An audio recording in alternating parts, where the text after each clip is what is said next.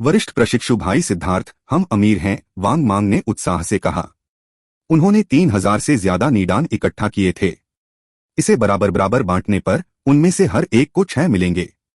यह बहुत बड़ी दौलत थी। वांग मांग ने बहुत पहले ही स्थिति को पहचान लिया था और उसे स्वीकार कर लिया था। सिद्धार्थ और मेंग्क्यू से माफी मांगने के बाद उसने उन सभी के साथ असाधारण सम्मान से पेश आया और मुस्कुराते हुए चेहरे को न पीटने के सिद्धांत के कारण किसी ने भी उसके कार्यों पर उससे बहस करने की जहमत नहीं उठाई। सभी एक दूसरे से परिचित थे और अपनी पिछली दुश्मनी को भूल चुके थे। इतने सारे निदान प्राप्त करने के बाद वे सभी खुश थे। ये साइंस स्केल्ड मॉन्स्टर्स बहुत बड़े थे, लेकिन सच में वे केवल 7वें रैंक के थे। हालांकि समुद्र के अपने गृहनगर में उनकी शक्ति 8वें रैंक के जादुई जानवरों के बराबर थी। इससे उनके निधन और भी अधिक मूल्यवान हो गए। कुछ ही समय में उनका मुनाफा जुआनतियान दाओ संप्रदाय के आधे साल के राशन के बराबर हो गया। वरिष्ठ शिष्य अविश्वसनीय रूप से उत्साहित थे और साथ ही सिद्धार्थ के प्रति उनकी श्रद्धा भी बढ़ती गई। हालांकि सिद्धार्थ को ज्यादा कुछ महसूस नहीं हुआ। हालांकि ये सियान स्केल्ड मॉन्स्टर्स के निदान मूल्यवान थे, लेकिन वह एक कीमियागर था। उसके पास इस पैसे की कमी नहीं थी। इसके अलावा उन्होंने अपनी साधना यात्रा में अनगिनत लड़ाइयां लड़ी थीं। एक वाक्य था जो उनके अनुभव को संक्षेप में बता सकता था, युद्ध अमीर बनने का सबसे तेज तरीका था। हालांकि सिद्धार्थ ने पूर्वी बंजर भूमि में प्राप्त लाभ का एक हिस्सा जुआंटियन दाओ संप्रदाय और यूशियाओकियान के लिए छोड़ दिया था, लेकिन उसके पास पैसे की कमी नहीं थी।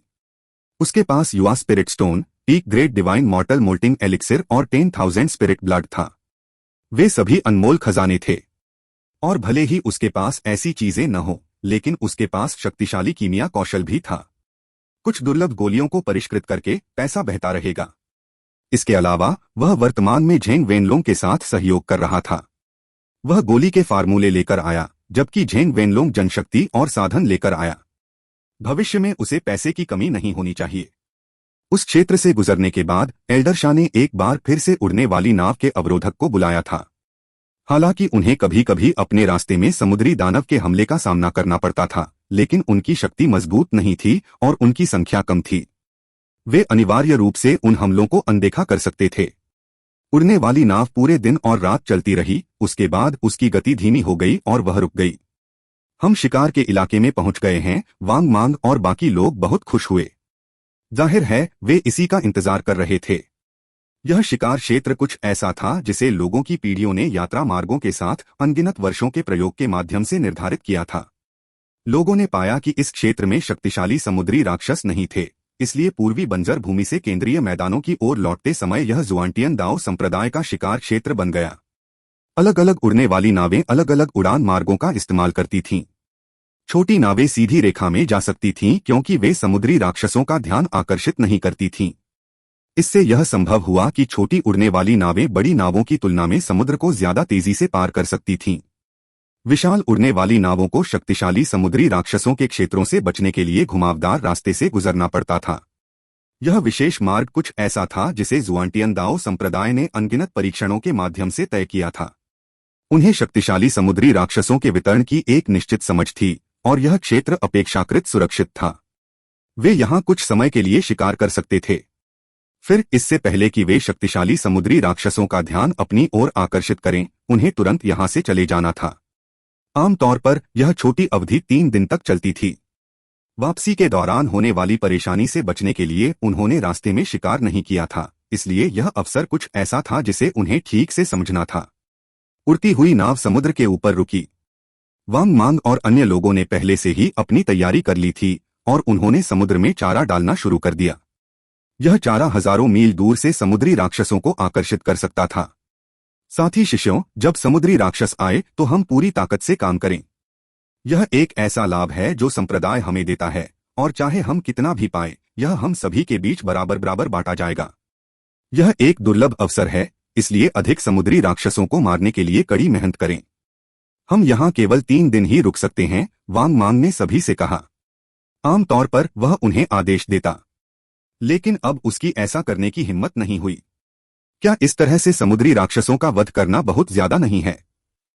उन्होंने हमें उकसाया नहीं, मेंग्क्यू ने कहा। वह समुद्री राक्षसों के इतने बड़े पैमाने पर वध से बचने के लिए कुछ हद तक अनिच्छुक थी। आखिरकार एक जानवर वशीकरणकर्ता के रूप में वह नहीं चाहती थी कि समुद्री राक्षसों का इतनी लापरवाही से वध किया जाए। वरिष्ठ प्रशिक्षु बहन, इस बार आप गलत हैं। वे निर्दोष नहीं हैं। वे पूरे मार्शल हेवन महाद्वीप के लिए संकट हैं, एक शिष्य ने कहा। आप पूर्वी बंजर भूमि में थे, लेकिन आपने जानवरों की ज्वार के बारे में सुना होगा, है ना? हाथ मेंग्क्यू ने सिर हिलाया। जानवरों की लहरें वाकई भयानक घटनाएं थीं। जब जादुई जानवरों की संख्या बहुत ज्यादा हो जाती थी तो वे अपना क्षेत्र बढ़ा लेते थे और यह निश्चित रूप से मानव क्षेत्र से टकराता था। अनगिनत जादुई जानवर मानव शहरों पर हमला करते थे, जिससे हर कोई डर जाता था। पूर्वी बंजर भूमि की जंगली लहरों के बारे में आपने जो सुना है वह समुद्री राक्षसों के हमले के मुकाबले कुछ भी नहीं है। मार्शल हेवन सीरिंग में अनगिनत समुद्री राक्षस हैं और हर कुछ सालों में वे तट पर इकट्ठा होते हैं और महाद्वीप पर हमला करते हैं। यदि कोई क्षेत्र उन्हें रोकने में सक्षम नहीं है तो वे अनगिनत निर्दोष लोगों को मार देंगे। जब मैं छोटा था तो मैं मुश्किल से उन समुद्री राक्षसों से बच पाया था, लेकिन मेरे परिवार के बाकी लोग उनके कारण मर गए, उस शिष्य ने कहा। उस समय की यादों को याद करते हुए उसकी आंखों में दर्द झलक रहा था। उन्होंने आगे कहा, समुद्री राक्षस बहुत ज्यादा हैं और सिर्फ उन्हें लगातार मारकर ही हम संतुलन बनाए रख सकते हैं। यही वजह है कि सेंट्रल प्लेन्स की सारी शक्तियां समुद्री राक्षसों के शिकार को बढ़ावा देंगी। कुछ संप्रदायों के पास शिकार के लिए लक्ष्य भी हैं, इसलिए आपको इसके लिए कोई अपराध बोध महसूस नहीं करना चाहिए। जमीन पर मौजूद जादुई जानवरों की तुलना में समुद्री राक्षस सभी ठंडे खून वाले, निर्दयी और भावनाहीन होते हैं। कितना अजीब है। तो समुद्री राक्षस केवल केंद्रीय मैदानों पर ही हमला करते हैं, अन्य 4 क्षेत्रों पर नहीं? गो रैन ने पूछा। ऐसा तूफान क्षेत्रों के कारण होता है। तूफान क्षेत्र केवल पूर्वी बंजर भूमि और अन्य क्षेत्रों की ओर ही मौजूद हैं। केंद्रीय मैदानों की आध्यात्मिक क्यूई के कारण ऐसे कोई तूफान क्षेत्र मौजूद नहीं है। सच में पूर्वी बंजर भूमि, पश्चिमी रेगिस्तान, दक्षिणी समुद्र और उत्तरी स्रोत के बचने का एकमात्र कारण तूफान क्षेत्र ही हैं। केंद्रीय मैदानों के पास सिर्फ अपनी सुरक्षा से निपटने के लिए बहुत ज्यादा काम है, इसलिए कोई भी बाहरी 4 क्षेत्रों को मजबूत नहीं करेगा। वे 4 क्षेत्र केंद्रीय मैदानों के लिए 4 गांवों से ज्यादा कुछ नहीं हैं, शिष्य ने समझाया। धमाका! अचानक समुद्र की सतह पर विस्फोट हुआ। एक विशाल आकृति आसमान में उड़ती हुई नाव पर हमला करने लगी। सबने देखा कि यह 300 मीटर लंबी एक विशालकाय मछली थी, लेकिन इसका मुंह उसके शरीर का अधिकांश हिस्सा घेरे हुए था। इसकी आभा को देखते हुए इसे 6ठे स्थान पर पहुंचना चाहिए था। वांग मांग ने अपना हाथ हिलाया और एक सुनहरी रोशनी मछली के सिर में घुस गई। वह तुरंत मर गई। जैसे ही वह मारा गया, एक वरिष्ठ शिष्य ने उसके शरीर को चीरकर उसमें से एक बड़ा सा निदान निकाला। जब निदान निकाला गया तो वह एक घर के आकार का था, लेकिन जैसे ही वह हवा के संपर्क में आया वह तेजी से सिकुड़कर मुट्ठी के आकार का हो गया। वरिष्ठ प्रशिक्षु भाई सिद्धार्थ, आप इसे पहले से नीडांस के साथ पकड़ सकते हैं। वांग मांग ने सिद्धार्थ को नीडान के साथ साथ एक स्थानिक अंगूठी भी सौंपी। पहले वह लोगों को सियान स्केल्ड मॉन्स्टर्स को संभालने का निर्देश देता था और नीडान उसके हाथों में थे। हालांकि ये चीजें बराबर बराबर बांटी जानी थीं, लेकिन वह यह जताना चाहता था कि उसका उससे सुर्खियां छीनने का कोई इरादा नहीं था। आप उन्हें रख सकते हैं। उस अप्रिय असहमति के बारे में भूल जाइए। हम सभी इस बात को संभालने के लिए आप पर भरोसा करते हैं, इसलिए आप सभी को निर्देश दे सकते हैं। आखिरकार आपके पास अनुभव है। सिद्धार्थ ने अपना सिर हिलाया। वह प्रयास करने के लिए परेशान नहीं हो सकता था। पहली मछली को मार दिया गया और उसकी लाश को समुद्र में फेंक दिया गया। ऐसा वांग मांग ने जानबूझकर किया था ताकि उसके खून से और भी समुद्री राक्षस मर जाएं। एल्डर शाह नाव के आगे खड़े होकर बिना कोई आवाज किए उदासीनता से देख रहे थे। ऐसा लग रहा था जैसे वे कोई बाहरी व्यक्ति हों जिनका इन सब से कोई लेना देना न हो। कुछ ही पलों के बाद और भी समुद्री राक्षस समुद्र से बाहर निकलने लगे। उनमें से कई के अजीब रूप थे जिनकी नवागंतुकों ने कभी कल्पना भी नहीं की थी। उन्होंने कभी ऐसे अजीब जीवन रूप नहीं देखे थे। कुछ समुद्री राक्षस मछली जैसे थे, लेकिन उनके पैर थे या वे कांटों से ढके हुए थे, और सबसे ज्यादा दिलचस्प बात यह थी कि उनमें से एक मेंढक के आकार का राक्षस था जिसकी सिर्फ एक आंख थी।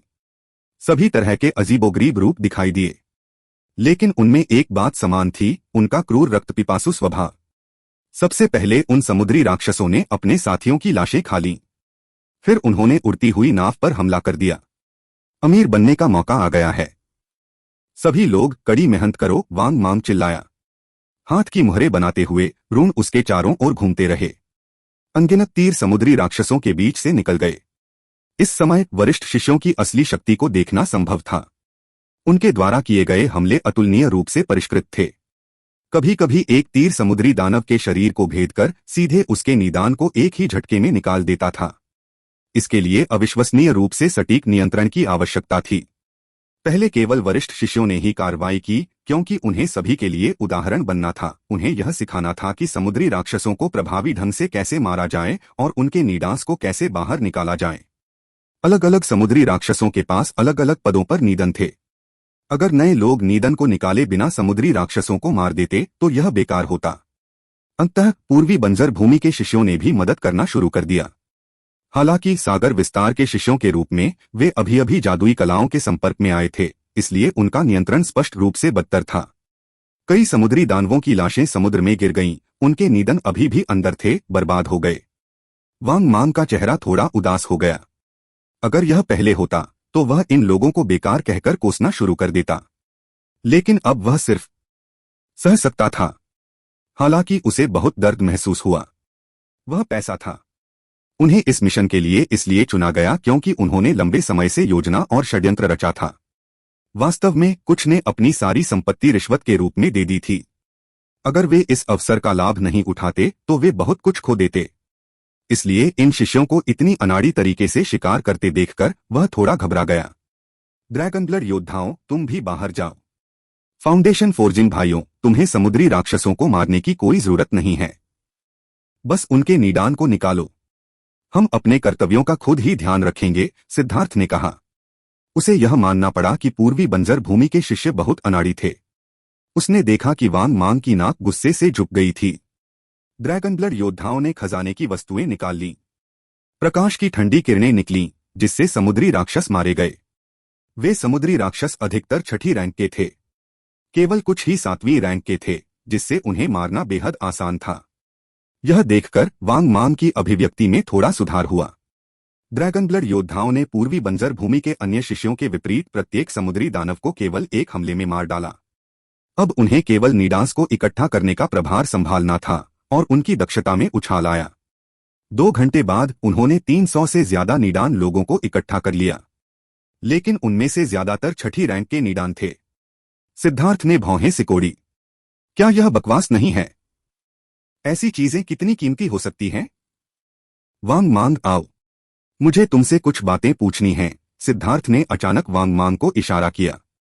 क्या बात है? वरिष्ठ प्रशिक्षु भाई सिद्धार्थ, वांग मांग, जो सबको निर्देश देने में व्यस्त था, जल्दी से दौड़कर आया।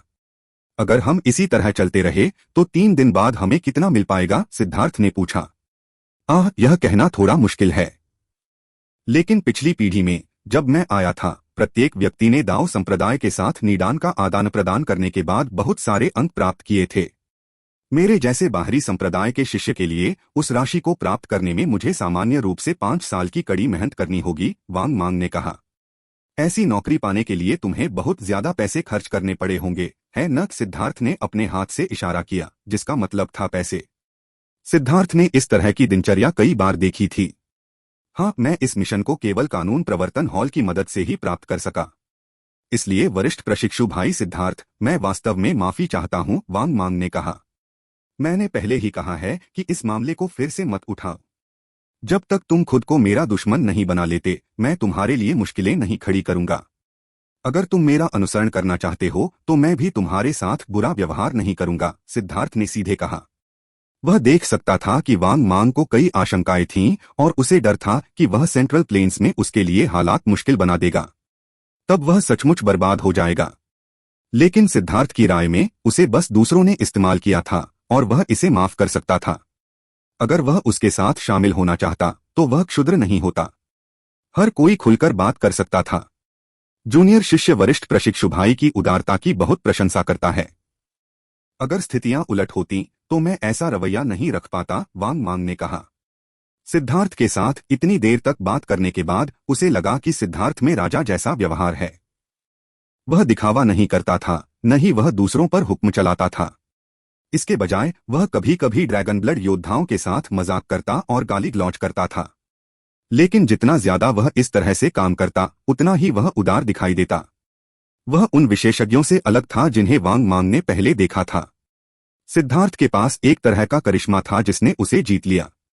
चलो महत्वपूर्ण विषय पर आते हैं। 7वें रैंक के निदान 6ठे रैंक के लोगों की तुलना में अधिक मूल्यवान होने चाहिए। अधिक शक्तिशाली समुद्री राक्षसों को क्यों नहीं आकर्षित किया जाए? सिद्धार्थ ने पूछा। ऐसा नहीं है कि हम ऐसा नहीं करना चाहते, बल्कि हम ऐसा नहीं कर सकते। समुद्री राक्षसों की आम तौर पर अपनी खुद की गतिशीलता होती है। अगर उन्हें खून की गंध नहीं आती तो वे आकर्षित नहीं होंगे। इसलिए हमारा मुनाफा ज्यादातर किस्मत पर निर्भर करता है, वांग मांग ने कहा। यही तो था। फिर अगर हम 8वीं रैंक के समुद्री दानव या यहां तक कि 9वीं रैंक के समुद्री दानव भी बना लें तो क्या होगा? सिद्धार्थ ने पूछा। यह असंभव है। 8वीं रैंक के समुद्री राक्षस शायद ही कभी दिखाई देते हैं और 9वीं रैंक के समुद्री राक्षस एक राजा के स्तर पर हैं, वांग मांग ने कहा। चुप रहो, बस मुझे बताओ कि उस स्थिति में क्या होगा? सिद्धार्थ ने कहा। 8वीं रैंक के समुद्री राक्षसों से हम निपट सकते हैं, लेकिन अगर 9वीं रैंक का समुद्री राक्षस प्रकट होता है तो एल्डर शाह चुपचाप खड़े नहीं रहेंगे। वह कार्रवाई करने पर मजबूर हो जाएंगे, वांग मांग ने कहा। तो फिर निदान के बारे में क्या? सिद्धार्थ ने धीरे से पूछा। हम नियमों के अनुसार शिकार के माध्यम से प्राप्त की गई हर चीज शिष्यों के लिए है। भले ही एल्डर को हस्तक्षेप करना पड़े, वह लाभ में हिस्सा नहीं ले सकता। वरिष्ठ प्रशिक्षु भाई, आप? वांग मांग ने घबराहट से सिद्धार्थ को देखा।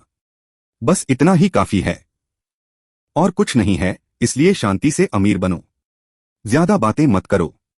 सिद्धार्थ का मन आदिम अराजकता के अंतरिक्ष में डूब गया। उसने जल्दी से 10 औषधीय तत्व चुने।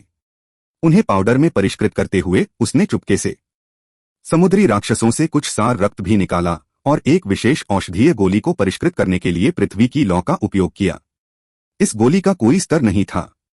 यह सिद्धार्थ का अपना आविष्कार था और इसका वास्तव में कोई मूल्य नहीं था, लेकिन यह सार रक्त की शक्ति को पूरी तरह से सक्रिय कर सकता था और एक बार इसे पानी में फेंक दिया जाता था, समुद्री राक्षस सार रक्त की गंध से आकर्षित हो जाते थे। सिद्धार्थ ने उदासीन एल्डर शाह को देखा। उसकी आंखों में शरारती चमक दिखाई दी। अगर उसके पास इतना शक्तिशाली सहायक हो तो उसे उसका इस्तेमाल करना चाहिए। चुपके से औषधीय गोली समुद्र में गिराते हुए उसने देखा कि किसी ने उसकी हरकत पर ध्यान नहीं दिया। औषधीय गोली घुल गई और एक अदृश्य उतार चढ़ाव फैल गया। यह सब पूरा करने के बाद सिद्धार्थ बेपरवाही से धनुष के सामने लौट आया। यहीं पर एल्डर शाह खड़े थे, इसलिए किसी और की हिम्मत नहीं हुई कि वह उनके पास जाए, लेकिन सिद्धार्थ उनके पास गया। एल्डर शाह, शिष्य आपसे कुछ पूछना चाहता है। क्या आप इसे पहचानते हैं? सिद्धार्थ ने एल्डर शाह को एक बैंगनी जेड पेंडेंट दिया। एल्डर शाह ने इसे प्राप्त किया। उनके शिष्य सिकुड़ गए। 9 पंक्ति आत्मा को शांत करने वाला जेड और सबसे कीमती बैंगनी जेड वाला। जेड के भीतर एक संरचना है। यह है। एल्डर शाह के बूढ़े हाथ की रोशनी जेड पेंडेंट पर चमकी। सिद्धार्थ ने पेंडेंट पर अनगिनत धब्बे देखे।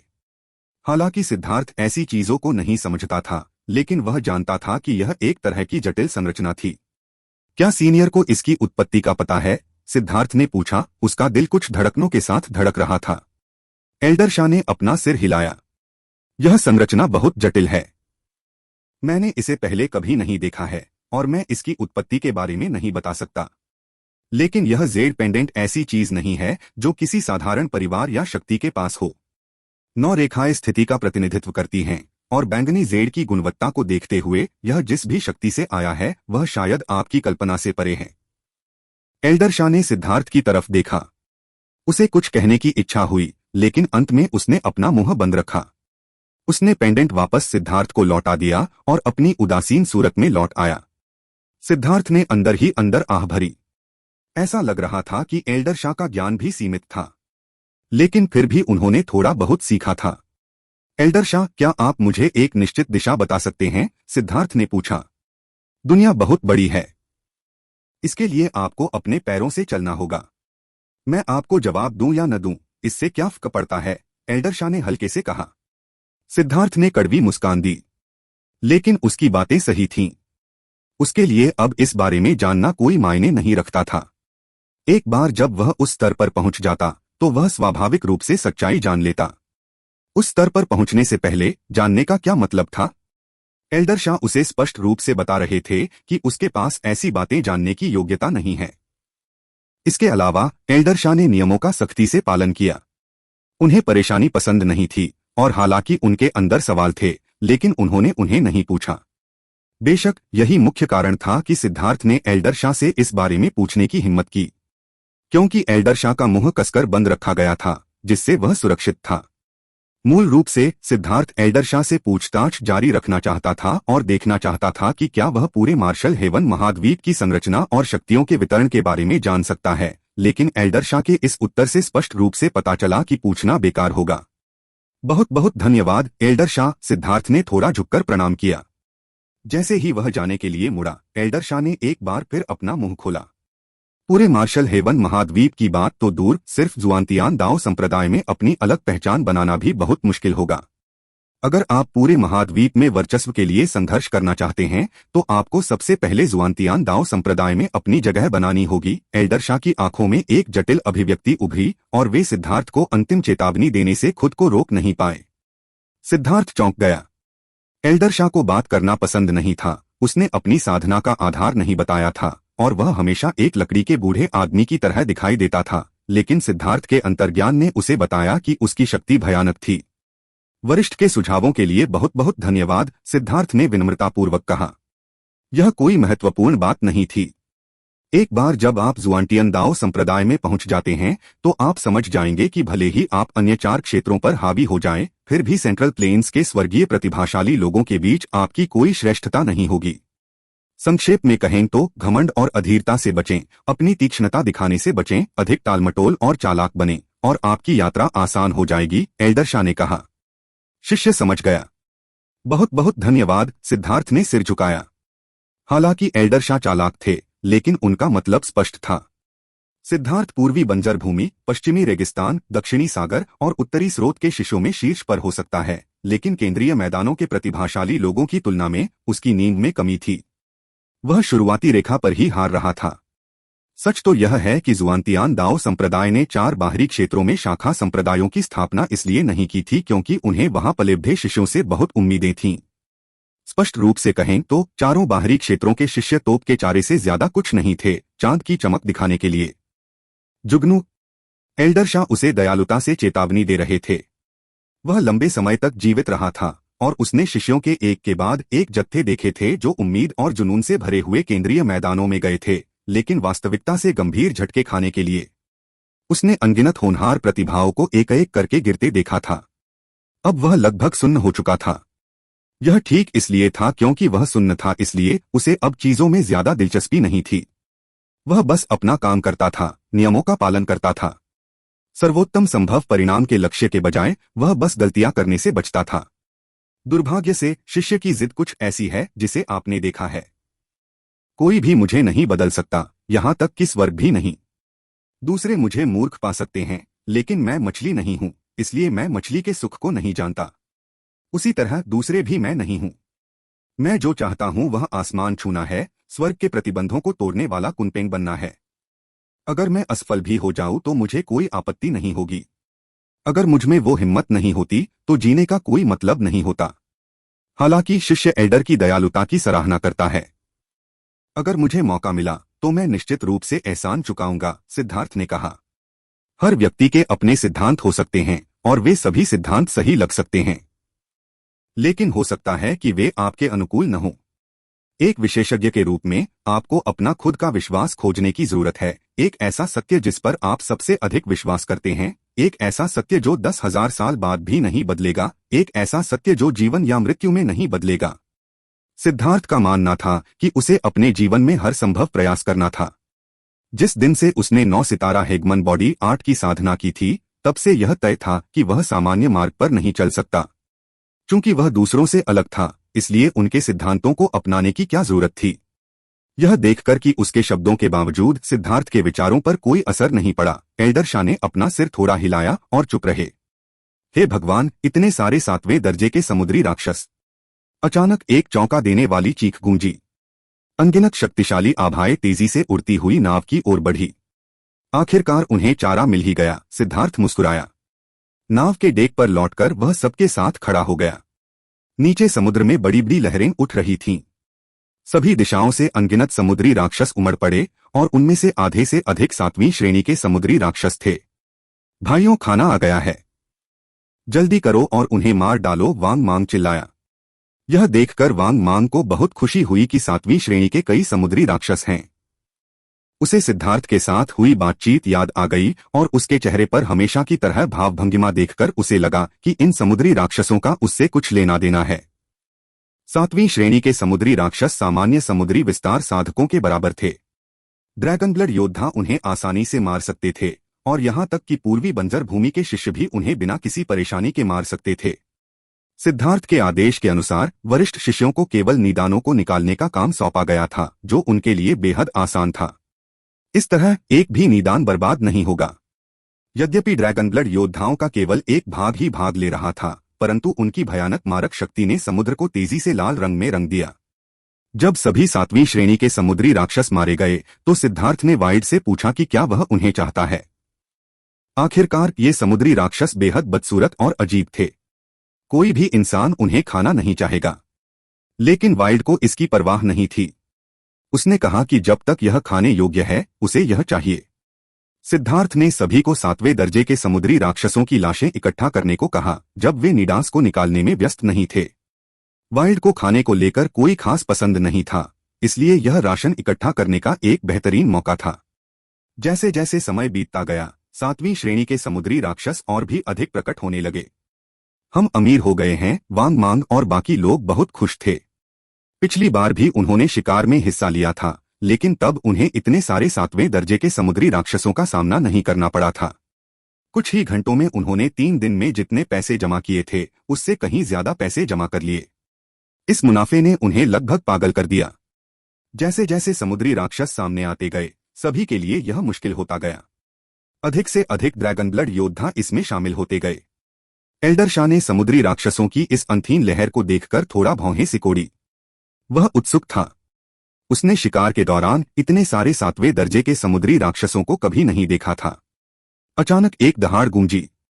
एक भयानक दबाव ने सभी के दिलों को हिलाकर रख दिया। 8वीं श्रेणी का समुद्री दानव। वांग मांग और बाकी लोग चौंक गए और जल्दी से एक पंक्ति बना ली। समुद्र में एक बहुत बड़ी आकृति दिखाई दी और हवा में उड़ गई। यह 2 पंखों वाली एक मछली थी। 3 मील लंबी इस मछली ने अपने पंखों से सूरज को ढक लिया। उसका मुंह खुला और पानी के तीर उन पर बरसने लगे। वे गहरे हरे रंग के पानी के तीर अंतरिक्ष को चीरने वाली आवाज के साथ सीटी बजाते थे और उनसे उल्टी करने वाली गंध निकलती थी। वे स्पष्ट रूप से जहरीले थे और उन्हें छूना नहीं चाहिए था। सामूहिक ढाल। वांग मांग को सबसे अनुभवी मानते हुए सभी वरिष्ठ शिष्यों ने हाथ की मुहरें बना लीं। प्रकाश की दीवारें प्रकट हुईं और सभी को ढक लिया। वे प्रकाश अवरोधक एक एक करके तेजी से टूट गए, लेकिन अंत में उनमें से आधे बच गए। पानी के बाण उन्हें डराने में असमर्थ थे। जब पानी के बाण समुद्र में गिरे तो कई समुद्री राक्षस घायल हो गए और उनके शरीर से धुआं निकलने लगा। पानी के बाणों से प्रभावित स्थान जंग खा गए। कितना भयानक हमला था, किसी ने चिल्लाकर कहा। अगर ये पानी के तीर उन पर पड़ते तो शायद वे जंग खाकर कंकाल बन जाते। हालांकि वांग मांग ने पहले कभी समुद्र में समुद्री राक्षसों से लड़ाई नहीं की थी, लेकिन उसने कई लड़ाइयों में भाग लिया था और उसे युद्ध का भरपूर अनुभव था। अन्यथा भले ही उसने लोगों को रिश्वत दी होती, वह इस मिशन का प्रमुख शिष्य नहीं बन पाता। हर कोई यह एक शक्तिशाली 8वीं रैंक का समुद्री राक्षस है। हमें इससे निपटने के लिए मिलकर काम करना होगा। मेरे निर्देशों को सुनो। सबसे पहले हम। जैसे ही वह चिल्ला रहा था, एक तलवार की मूर्ति आसमान में उड़ी जिसने स्वर्ग और धरती को हिला दिया। यह बेहद खूबसूरत थी और बिजली की चमक की तरह यह एक पल में गायब हो गई। वह विशाल पंख वाला समुद्री दानव 2 टुकड़ों में कट गया। हवा में खून भर गया और वह समुद्र में गिर गया। यू जिफेंग ने अपनी तलवार म्यान में रख ली। यह हमला उसी की ओर से था। सुंदर। सिद्धार्थ ने सबसे पहले उसकी प्रशंसा की। यू जिफेंग और भी मजबूत होता जा रहा था। ऐसा लग रहा था कि लिंग युनजी ने उसे कुछ संकेत दिए थे, और अब जब उसकी स्वर्गीय दाव ऊर्जा मिट गई थी तो वह और भी ज्यादा भयानक हो गया था। ऐसा लग रहा था कि वह तलवार पूरी दुनिया में फैली हुई है। ऐसा लग रहा था जैसे उसके पीछे कोई अदृश्य शक्ति है जो उसे अजेय बनाती है, जो स्वर्ग और पृथ्वी को चीरने में सक्षम है। यू जिफेंग पहले से ही तलवार दांव का एक प्रतिभाशाली व्यक्ति था, लेकिन लिंग युनजी के मार्गदर्शन के माध्यम से उसकी समझ और भी बढ़ गई थी। वह हमला तलवार साधकों के विशिष्ट आतंक से भरा हुआ था। यहां तक कि एल्डर शाह के चेहरे पर भी भाव बदल गए। इससे पहले उन्होंने यू जिफेंग पर ध्यान नहीं दिया था। यू जिफेंग बहुत आकर्षक नहीं था, लेकिन एक बार जब उसने हमला किया तो उसने तुरंत ही 8वें दर्जे के समुद्री दानव को मार डाला, और वह भी इतनी आसानी से। इससे एल्डर शाह ने सिद्धार्थ का फिर से मूल्यांकन किया। यू जिफेंग की शक्ति वाला कोई व्यक्ति जुआंटियन दाओ संप्रदाय के सभी प्रतिभाशाली लोगों के बीच भी डूब नहीं सकता, लेकिन ऐसा व्यक्ति वास्तव में सिद्धार्थ का अनुसरण करने के लिए तैयार था। जल्दी करो, लाश पकड़ो। वांग मांग और अन्य लोग पहले तो बहुत हैरान थे और कुछ प्रतिक्रिया नहीं कर पाए। समुद्री दानव की लाश समुद्र में जा गिरी, जिससे बहुत बड़ी लहरें उठीं। उन्होंने जल्दी से जादुई कला का इस्तेमाल करके लाश के 2 हिस्सों को इकट्ठा किया। सपाट और चिकने घाव को देखकर वे ठंडी सांस लेते हुए सांस रोककर सो गए। यू जिफेंग का हमला इस हद तक परिष्कृत था कि यह अविश्वसनीय था। घाव बिल्कुल सीधा था, जैसे कि किसी रूलर से खींचा गया हो, और यह ठीक बीच में था। दोनों हिस्से एक जैसे थे, और यहां तक कि उसकी हड्डियां, जो खजाने की वस्तुओं के बराबर थीं, साफ साफ कटी हुई थीं। इस तरह के भयानक हमले ने उन्हें चौंका दिया। बस घूरते मत रहो, दूसरा आ रहा है, सिद्धार्थ ने कहा। ठीक इसी समय समुद्र में लहरें उठने लगीं। पानी के नीचे एक विशाल आकृति तेजी से उभरने लगी। मरो गुयांग चिल्लाया, और उसके भाले से 1 मील लंबी भाले की छवि निकली जो पानी में जा धंसी। एक विशाल शरीर हवा में उड़ गया। यह भी एक 8वीं श्रेणी का समुद्री दानव था। इसका सिर गुयांग ने छेद दिया था और यह मर चुका था। जब उन्होंने लाश को नाव की ओर उड़ते देखा तो सभी ने प्रतिक्रिया की और चकमा दिया। उड़ने वाली नाव बाहर से ज्यादा अंदर से बड़ी थी, इसलिए चाहे समुद्री राक्षस कितना भी बड़ा क्यों न हो, वह उसमें समा जाएगी। बेवकूफी भरी बात। वांग मांग और अन्य लोग दंग रह गए। 8वीं रैंक के समुद्री राक्षस ऐसी जगहों पर समुद्र के अधिपति थे। यहां तक कि फाउंडेशन फोर्जिन विशेषज्ञों को भी उन्हें मारने के लिए पूरी ताकत लगानी पड़ती थी, और इस प्रक्रिया में गंभीर रूप से घायल होने या यहां तक कि मरने की भी संभावना थी। लेकिन यू जिफेंग और गुयांग ने एक ही वार में उन्हें मार डाला, और वह भी एक साधारण वार से। 8वीं रैंक के समुद्री राक्षस ऐसी चीजें नहीं थे जिनकी तुलना 7वीं रैंक के समुद्री राक्षसों से की जा सके। यहां तक कि उनकी लाशें भी कीमती थीं। हालांकि उनके निदान अभी भी बहुत बहुत अधिक मूल्यवान थे। 2 8वें दर्जे के निदानों को पाने के लिए वरिष्ठ शिष्यों को लगभग नाचना शुरू करना पड़ा। वाइल्ड भी खुशी से नाचने के करीब था। सिद्धार्थ ने कहा था कि सभी समुद्री राक्षसों की लाशें उसकी होंगी। वह धन्य महसूस कर रहा था। ऐसा लग रहा था कि उसे भविष्य में भूख लगने की चिंता नहीं करनी पड़ेगी, और उसे अभी से खाना शुरू करने की इच्छा हो रही थी। एक और 8वीं रैंक का समुद्री दानव, किसी ने चिल्लाया। लेकिन यह समुद्री दानव सामने से उन पर नहीं आ रहा था, बल्कि उड़ती हुई नाव के ठीक नीचे से हमला कर रहा था। उड़ने वाली नाव हवा में उछल गई, और अनगिनत लोग उछलकर नीचे गिर गए तथा उन्हें जल्दी से पंख लगाने पड़े। उड़ती हुई नाव हवा में उछल गई, इसलिए एल्डर शाह ने उसे तैरता रहने देने का फैसला किया। इससे युद्ध शुरू होने पर उसे और भी सुविधा होगी। कोई तो चारा लेकर बाहर निकलो, सिद्धार्थ ने कहा। उड़ने वाली नाव पर लड़ना वाकई सुविधाजनक नहीं था। मुझे जाने दो। गुओरान सबसे पहले बाहर निकला और पानी की सतह से करीब 1 मील दूर रुक गया। वह अभी रुका ही था कि एक विशाल मुंह ने उसे निगल लिया, जिससे वांग मांग और बाकी लोग चौंककर चीख पड़े। यह दिखावा। सिद्धार्थ अवाक रह गया। अभी भी वह अपने लक्ष्य का पीछा कर रहा था।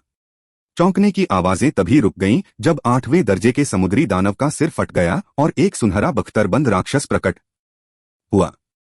मैंने चारों समुद्र पार किए, हजारों पहाड़ों को पार किया, स्वर्ग और पृथ्वी में बड़ी बड़ी लहरें पैदा की, राक्षसों का वध किया, शैतानों को खत्म किया, सितारों और चांद को तोड़ा। अगर तुम्हें कोई वीर नायक चाहिए तो तुम मुझे ढूंढ सकते हो, गुओरान। अगर तुम मुझे खाना चाहते हो तो हमें देखना होगा कि तुम्हारे पास इसके लिए दांत हैं या नहीं, गुओरान ने चमकते हुए कहा। सिद्धार्थ ने अपना माथा पीट लिया। क्या यह आदमी एक दिन भी दिखावा न करे तो मर जाएगा? यहां इतने बाहरी लोग भी नहीं थे तो क्या मतलब था? इससे दूसरों को उसके लिए शर्मिंदगी महसूस हुई। हर कोई खुद को तैयार कर ले, अधिक से अधिक समुद्री राक्षस आ रहे हैं। अब तक हमने केवल एपेटाइजर खाया है और अब पूरा कोर्स आने वाला है। सिद्धार्थ अनगिनत शक्तिशाली आभाओं को महसूस कर सकता था। गोरान गुयांग वाइल्ड, आप अग्रिम मोर्चे पर लड़ेंगे और समुद्री राक्षसों का ध्यान आकर्षित करेंगे। मेंग क्यू वानेर जिफेंग, आप समर्थन के रूप में लंबी दूरी के हमले शुरू करेंगे। वांग मांग, आप लाशों और निदानों को इकट्ठा करने के प्रभारी हैं। जब आप व्यस्त हों तो बड़े लक्ष्यों पर ध्यान केंद्रित करना सुनिश्चित करें।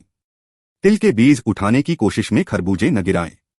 जहां तक बाकी लोगों की बात है, फैल जाएं। दस्ते के नेता, आप जाल से फिसलने वाली किसी भी मछली के प्रभारी हैं।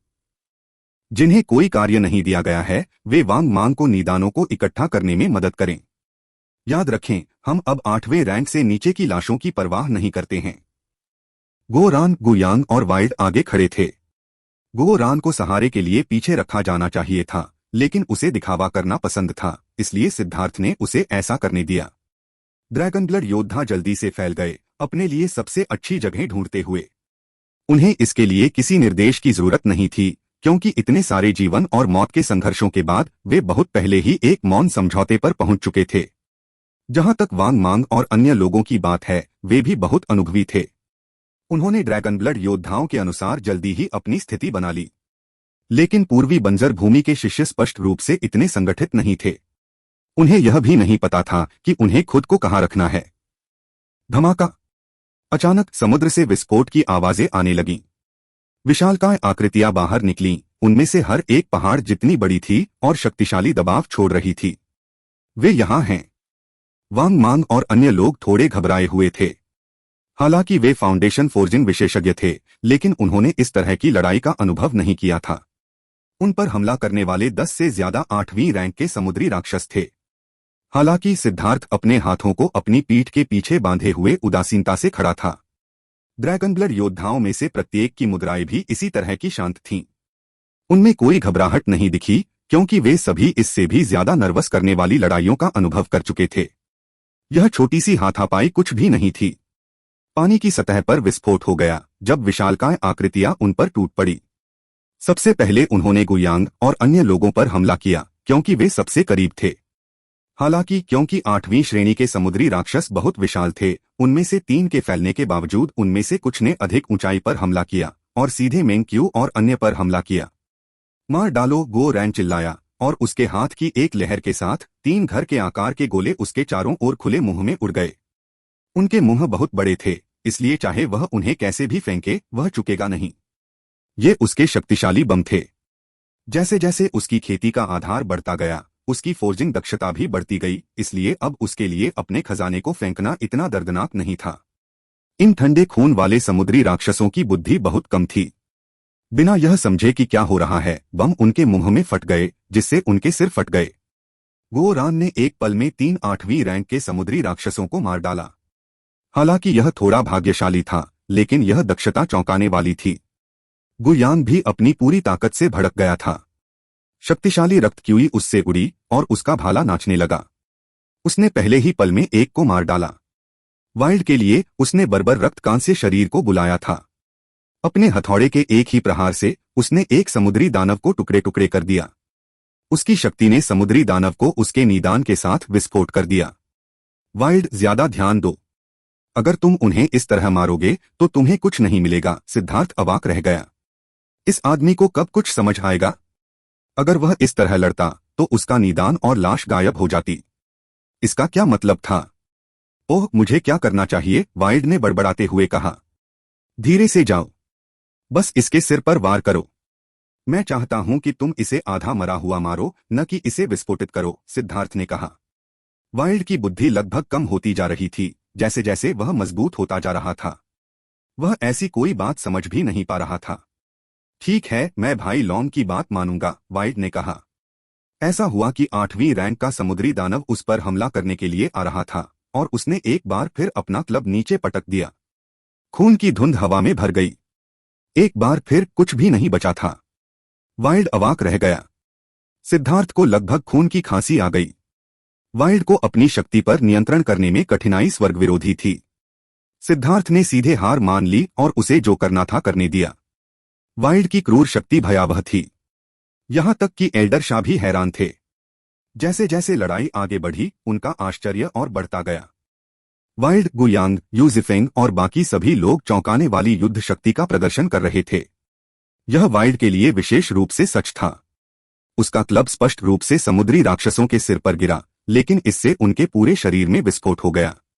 यहां तक कि उनके अविश्वसनीय रूप से मजबूत निदान भी उनके साथ विस्फोट कर गए।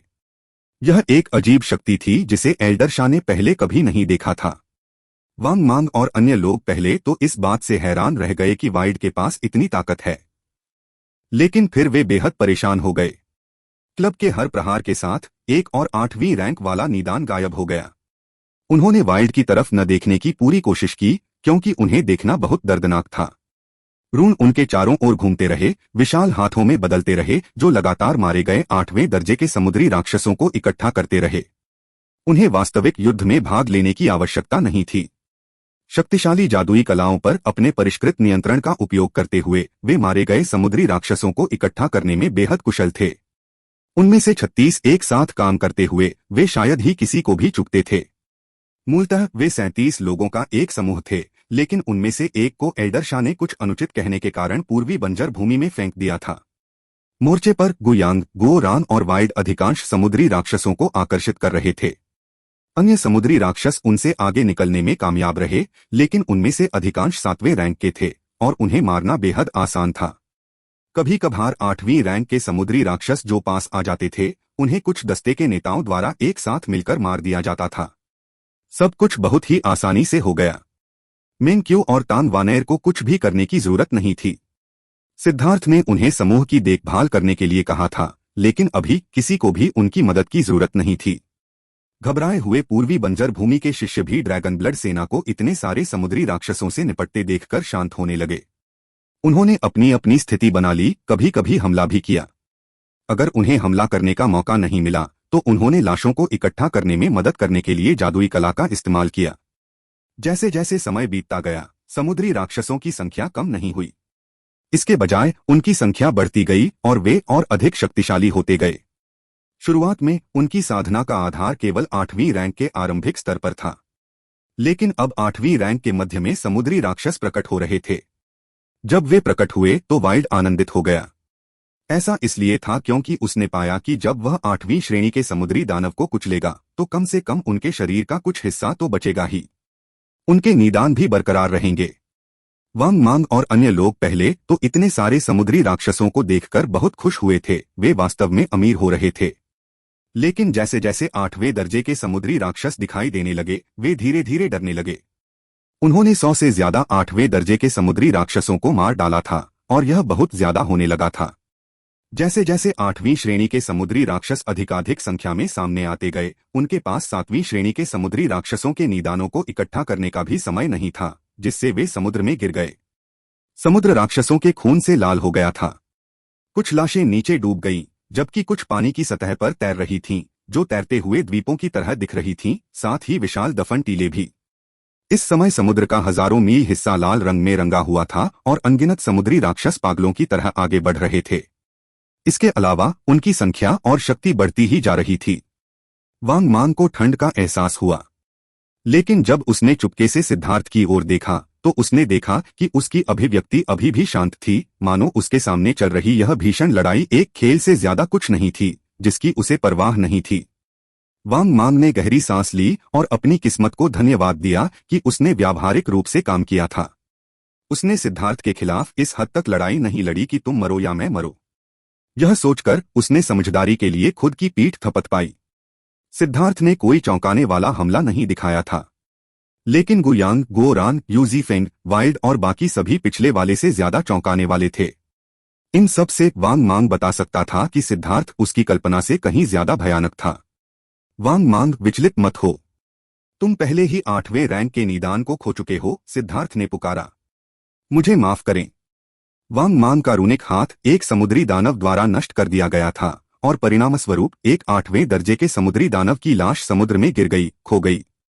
इतना परेशान मत होइए, यह तो बस शुरुआती दृश्य है। एक बार जब आप अभ्यस्त हो जाएंगे तो आप ठीक हो जाएंगे। सभी लोग पीछे हट जाएं, आपको हमला करने की कोई जरूरत नहीं है। आप सभी को लाशों को इकट्ठा करने पर ध्यान केंद्रित करना चाहिए। ड्रैगन ब्लड योद्धाओं, अब और पीछे हटने की कोई जरूरत नहीं है। हमने उन्हें लगभग सभी जगह खींच लिया है, इसलिए वह क्षण लगभग आ गया है। सिद्धार्थ ने कहा। शुरुआती दृश्य वांग मांग और अन्य लोग अनायास ही कांप उठे। इस तरह की भयानक लड़ाई तो बस शुरुआत थी। तो फिर मुख्य दृश्य क्या था? मार डालो, जी भरकर मार डालो। ड्रैगन ब्लड योद्धाओं ने दहाड़ते हुए समुद्री राक्षसों का वध करने के लिए पूरी ताकत लगा दी। मौजूदा समुद्री राक्षस ताकतवर होते जा रहे थे और यहां तक कि 8वें दर्जे के राक्षस भी दिखने लगे थे। ड्रैगन ब्लड योद्धाओं को मुश्किलें आने लगी थीं। उन सभी ने अपने आत्मिक रक्त को सक्रिय कर दिया। उनमें से प्रत्येक ने पागलपन की हद तक हमला किया और लाल रक्त के साथ साथ खजाने की वस्तुएं भी हवा में उड़ने लगीं। अपने आत्मिक रक्त और खजाने की वस्तुओं से 8वीं श्रेणी के समुद्री राक्षसों को उन्होंने तेजी से काट डाला। उनकी लाशें नीचे गिर गईं। वांग मांग और बाकी लोगों की आंखें लाल हो गई थीं। अब उनके पास 7वें दर्जे के समुद्री राक्षसों की परवाह करने का समय नहीं था। उन्हें अपना पूरा ध्यान 8वें दर्जे की लाशों को इकट्ठा करने पर लगाना था। वे बहुत ज्यादा थे, इसलिए वांग मांग और दूसरे फाउंडेशन फोर्जिंग शिष्यों को भी उन्हें इकट्ठा करना मुश्किल लगा। ईस्टर्न वेस्टलैंड के शिष्यों की मदद से भी बहुत सी लाशें समुद्र की तलहटी में गिर गईं। एक बार जब लाशें समुद्र में गिर गईं, तो उन्हें बाहर निकालने का कोई रास्ता नहीं था। स्वर्गीय दाव रून जो उन्होंने हाथों में संघनित कर लिए थे, वे पानी में प्रवेश कर सकते थे, लेकिन इससे उनका आध्यात्मिक युवान बहुत अधिक समाप्त हो जाता। उन लाशों को समुद्र में गिरते देख वांग मांग और अन्य लोग दर्द से भर गए, लेकिन वे असहाय थे। वे केवल मारे गए 8वें दर्जे के समुद्री राक्षसों को इकट्ठा करने के लिए हर संभव प्रयास कर सकते थे। जैसे ही ड्रैगन ब्लड योद्धाओं ने शक्ति का विस्फोट किया, समुद्री राक्षसों की संख्या में कमी नहीं आई। लेकिन सभी समुद्री राक्षस अब 8वें दर्जे के हो गए थे। वे ज्वार की तरह थे, पागलपन से आगे बढ़ रहे थे। ड्रैगन ब्लड योद्धा भी पागल हो गए थे। उनमें से हर एक एक हत्यारे देवता की तरह था, जो निर्दयता से समुद्री राक्षसों का वध कर रहा था। अंत में वांग मांग और अन्य लोग उन्हें देखकर ही डर गए। ड्रैगन ब्लड योद्धा खून के प्यासे शैतान लग रहे थे, जो उनसे बात करने वाले लोगों से बिल्कुल अलग थे। वे निर्दयी और ठंडे थे। उनकी हत्या की मंशा उनकी आत्माओं को कांपने पर मजबूर कर रही थी। यह ड्रैगन ब्लड योद्धाओं की सबसे मजबूत अवस्था थी। यह हत्या का इरादा अनगिनत विशेषज्ञों की हड्डियों से इकट्ठा किया गया था। समुद्री राक्षसों की संख्या बढ़ती ही गई। अंत में उनकी लाशें समुद्र पर पहाड़ों की तरह ढेर हो गईं। इस चौंकाने वाले दृश्य ने एल्डर शाह को भी हिलाकर रख दिया। वह जो कुछ देख रहे थे उससे उन्हें गहरा सदमा लगा। सावधान! अचानक एक विशाल केकड़े जैसा समुद्री दानव एक ड्रैगन ब्लड योद्धा के सामने आ गया। यह 8वीं श्रेणी का समुद्री दानव था, और क्योंकि यह कठोर कवच से ढका हुआ था, इसलिए यह उनकी सुरक्षा को भेदने में कामयाब हो गया था। इसका पंजा ड्रैगन ब्लड योद्धा की ओर टूट पड़ा, जिससे अन्य योद्धा चौंककर चिल्लाने लगे। ड्रैगन ब्लड योद्धा ने अभी अभी एक अन्य समुद्री दानव को पीछे धकेला था, और वहां कोई भी नहीं था जो उसकी मदद कर सके। आकाश को विभाजित करो। एक रक्तलाल प्रकाश नीचे गिरा, जिससे समुद्री राक्षस मर गया। कृपाण प्रतिमा नीचे गिर गई, जिससे भारी कवच वाले समुद्री राक्षस की मृत्यु हो गई। बॉस! ड्रैगन ब्लड योद्धाओं ने खुशी से कहा। जैसे ही सिद्धार्थ शामिल हुआ, उसने एक 8वीं रैंक के समुद्री राक्षस को मार डाला। उस समुद्री दानव की रक्षा बहुत शक्तिशाली थी, जिसमें कोई कमजोरी नहीं थी। एक बार जब वह ड्रैगन ब्लड योद्धाओं के बीच में घुस गया, तो उसने उनकी संरचनाओं को बर्बाद कर दिया। यहां तक कि गुयान को भी उसके एक चिमटे ने पीछे धकेल दिया था। वह स्वर्ग विभाजक युद्ध संप्रदाय की गुप्त तकनीक का उपयोग कैसे कर सकता है? एल्डर शाह ने तुरंत सिद्धार्थ की चाल के मूल को समझ लिया। बस बहुत हो गया। मेंग क्यू, सब कुछ खत्म करो, सिद्धार्थ ने कहा। मेंग क्यू ने सिर हिलाया और अपने हाथ आगे बढ़ा दिए। हाथों की मुहर बनाते हुए उसने अपनी आत्मा की ऊर्जा को बुलाया। आत्मा विनाश जीवन भक्षण कला। एक भयानक आध्यात्मिक उतार चढ़ाव फैल गया, जिसने तुरंत पूरे युद्ध क्षेत्र को अपने घेरे में ले लिया। ऐसा लगा जैसे दुनिया रुक गई हो। यह आत्मा विनाश जीवन भक्षण कला कुछ ऐसी थी जिसका इस्तेमाल उसने एक बार पहले भी अमरपथ पर किया था, लेकिन उस समय वह इसका इस्तेमाल साथी मनुष्यों पर कर रही थी और उसने इसका पूरी शक्ति से इस्तेमाल नहीं किया था। इस बार वह इसका इस्तेमाल उन्मत्त और ठंडे खून वाले समुद्री राक्षसों पर कर रही थी। उसे कोई संदेह नहीं था, और उसने अपनी आधी से ज्यादा आध्यात्मिक शक्ति का इस्तेमाल सीधे तौर पर इसकी शक्ति और सीमा बढ़ाने के लिए किया। अदृश्य लहर ने मेंग क्यू के पीछे बैठे लोगों को भी कांपने पर मजबूर कर दिया। वांग मांग और अन्य लोगों को ऐसा महसूस हुआ कि उनकी आत्माएं किसी भयानक आध्यात्मिक हाथ में हैं। जब तक वह चाहेगी, उनकी आत्माएं नष्ट हो जाएंगी।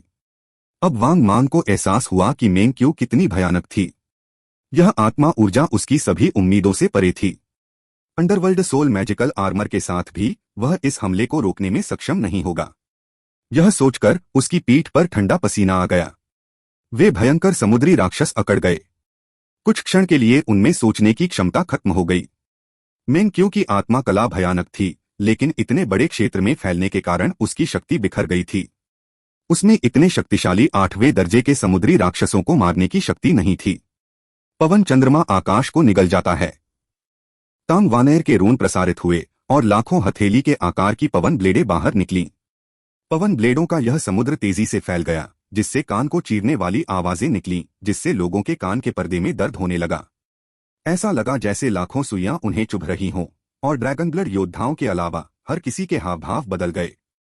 उन्होंने कभी भी ऐसी भयानक हवा की धारें नहीं देखी थीं। हवा की धारों का यह समुद्र तुरंत ही समुद्री राक्षसों की सेना तक पहुंच गया।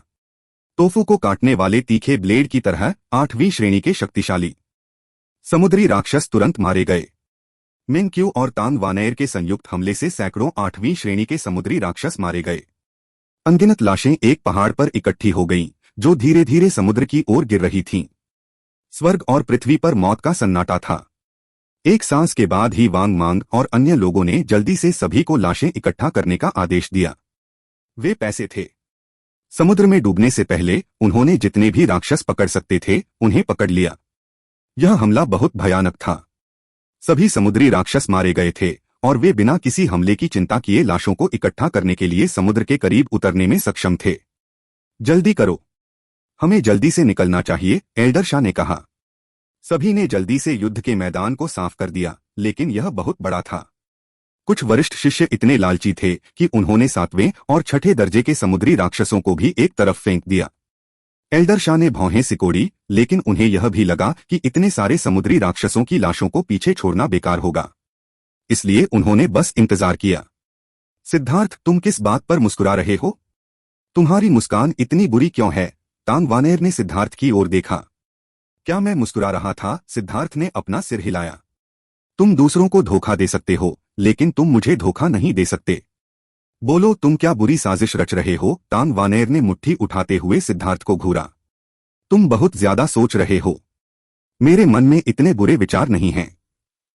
खैर, युद्ध का मैदान लगभग साफ हो चुका है, इसलिए हमें वापस लौट जाना चाहिए। क्या तुम नहीं देख रहे हो कि एल्डर शाह का चेहरा काला पड़ने लगा है? डांट मत खाओ, सिद्धार्थ ने मेंग और तांग वानेर को वापस उड़ती हुई नाव पर खींच लिया। तांग वानेर सिद्धार्थ को बहुत अच्छी तरह समझती थी। उसके चेहरे पर मुस्कान देखकर वह समझ गई कि वह कुछ करने वाला है। लेकिन अगर वह कुछ कहने से इनकार करता तो वह कुछ नहीं कर सकती थी। वहां बहुत सारे लोग थे, इसलिए उसे पीटने में शर्म आ रही थी। उसने चुपके से उसकी कमर में हाथ डाला और उसे बुरी तरह से चिकोटी काटी, लेकिन वह ऐसा नहीं कर पाई। यह दुष्ट आदमी पहले से ही तैयार था और उसने अपनी ताकत का परिचय दिया था। तांग वानेर ने गुस्से में अपने दांत पीस लिए, लेकिन वह कुछ नहीं कर सकी। क्या सभी लोग इकट्ठे हो गए हैं? एल्डर शाह ने पूछा। हम सब एल्डर को रिपोर्ट करने आए हैं, वांग मांग ने जल्दी से जवाब दिया। अब भी उन्हें ऐसा लग रहा था कि वे किसी सपने में हैं। उनकी उपलब्धियां बहुत चौंकाने वाली थीं। यदि सभी लोग समान रूप से चीजों को बांट लें तो वांग मांग ने अनुमान लगाया कि भले ही वह 2 शताब्दियों तक बाहरी शिष्य के रूप में काम करे, वह इतना कुछ इकट्ठा नहीं कर पाएगा। एल्डर शाह ने सिर हिलाया और उड़ती हुई नाव को नियंत्रित किया। उसके ऊपर प्रकाश की एक दीवार दिखाई दी और वह तेजी से दूर चली गई। इस समय सिद्धार्थ ने अपनी बाहें फैलाकर मेंग और तांग वानेर की कमर को लपेट लिया। वे दोनों शर्मा गए, उन्हें उम्मीद नहीं थी कि सिद्धार्थ इतना बेशर्म होगा। बदमाश, मुझे छोड़ दो, यहाँ बहुत सारे लोग हैं, तांग वानर फुसफुसाया। सावधान! अचानक एल्डर शाह की अभिव्यक्ति बदल गई। धमाका! उड़ती हुई नाव जोर से हिली और हवा में उछली। अंदर बैठे लोग बैरियर से टकरा गए। कुछ लोगों को खून की उल्टी हुई और कुछ बेहोश भी हो गए। क्या हो रहा है? वांग मांग और अन्य लोग टक्कर से चक्कर खा रहे थे। केवल सिद्धार्थ ही बहुत पहले से तैयार था। उसके पैर जमीन में कीलों की तरह गड़े हुए थे। यहां तक कि मेंग और तांग वानेर भी प्रभावित नहीं हुए। सिद्धार्थ, तुम? मेंग ने कहा। मुझे कुछ भी नहीं पता। अभी क्या हुआ? हैरान सिद्धार्थ ने पूछा। सब लोग सावधान रहें। यह 9वीं श्रेणी का समुद्री राक्षस है, एल्डर शाह ने चिल्लाकर कहा। धमाका! उड़ती हुई नाव एक बार फिर पलट गई। 1 मील लंबे तंतु ने उसे उड़ा दिया था, लेकिन इस बार हर कोई तैयार था और बचाव के लिए अपने आध्यात्मिक युवान को प्रसारित कर रहा था, साथ ही साथ उड़ती हुई नाव को कसकर पकड़ रहा था। लेकिन उन्हें अभी भी ऐसा लग रहा था कि उनके अंग उनके भीतर ही पलट रहे हैं। यार, यह तो मेरी सोच से भी ज्यादा आश्चर्यजनक है। सिद्धार्थ ने उस विशाल टेंटेकल को देखते हुए अंदर से भावुक होकर आह भरी। तुम बदमाश, जैसा कि उम्मीद थी, तुम्हें पहले से ही पता था, तांग वानेर ने कहा। सिद्धार्थ द्वारा पकड़े जाने के कारण अधिकांश बल उसके द्वारा कुंद कर दिया गया था, इसलिए उसे और मिंग क्यू को ज्यादा कुछ महसूस नहीं हुआ। उन दोनों को एहसास हुआ कि यह निश्चित रूप से सिद्धार्थ के कारण हुआ था। उसे शायद पहले से ही पता था कि वे 9वीं रैंक के समुद्री दानव को आकर्षित करेंगे। शश! सिद्धार्थ ने चुप रहने का इशारा किया, चुपके से एल्डर शाह की ओर इशारा किया। मिंग क्यू और तांग वानेर अवाक रह गए। सिद्धार्थ बहुत दुष्ट था, जानबूझकर एल्डर शाह के लिए परेशानी खड़ी कर रहा था। और एल्डर शाह वाकई बदकिस्मत था कि उसे सिद्धार्थ जैसे दुष्ट व्यक्ति का सामना करना पड़ा। हर कोई उस तंतु को हैरानी से देखने लगा। वह अचानक मुड़ गया और उड़ती हुई नाव के चारों ओर लिपट गया, जिससे वह हिल नहीं पा रही थी। हर किसी को लगा कि वे डूब रहे हैं। बकवास, यह हमें समुद्र में खींच रहा है। वांग मांग और बाकी लोग डर गए। उन्होंने 9वीं श्रेणी के समुद्री दानव का रूप भी नहीं देखा था। सिर्फ उसका विशाल तंबू ही इतनी परेशानी पैदा करने में सक्षम था। जानवर, क्या तुम मुझे नीची नजर से देख रहे हो? एल्डर शाह अंततः क्रोधित हो गए। उड़ती हुई नाव पर अनगिनत रून चमक उठे और उड़ती हुई तलवारें विशाल टेंटेकल पर निकल पड़ी। उस तंतु को अनगिनत तीखे ब्लेडों से काट दिया गया। उड़ने वाली नाव उसके चंगुल से छूटकर उड़ गई। अचानक पानी की सतह तेजी से ऊपर उठी। नाव के सामने एक विशालकाय आकृति दिखाई दी, जिसने सूरज को भी ढक लिया।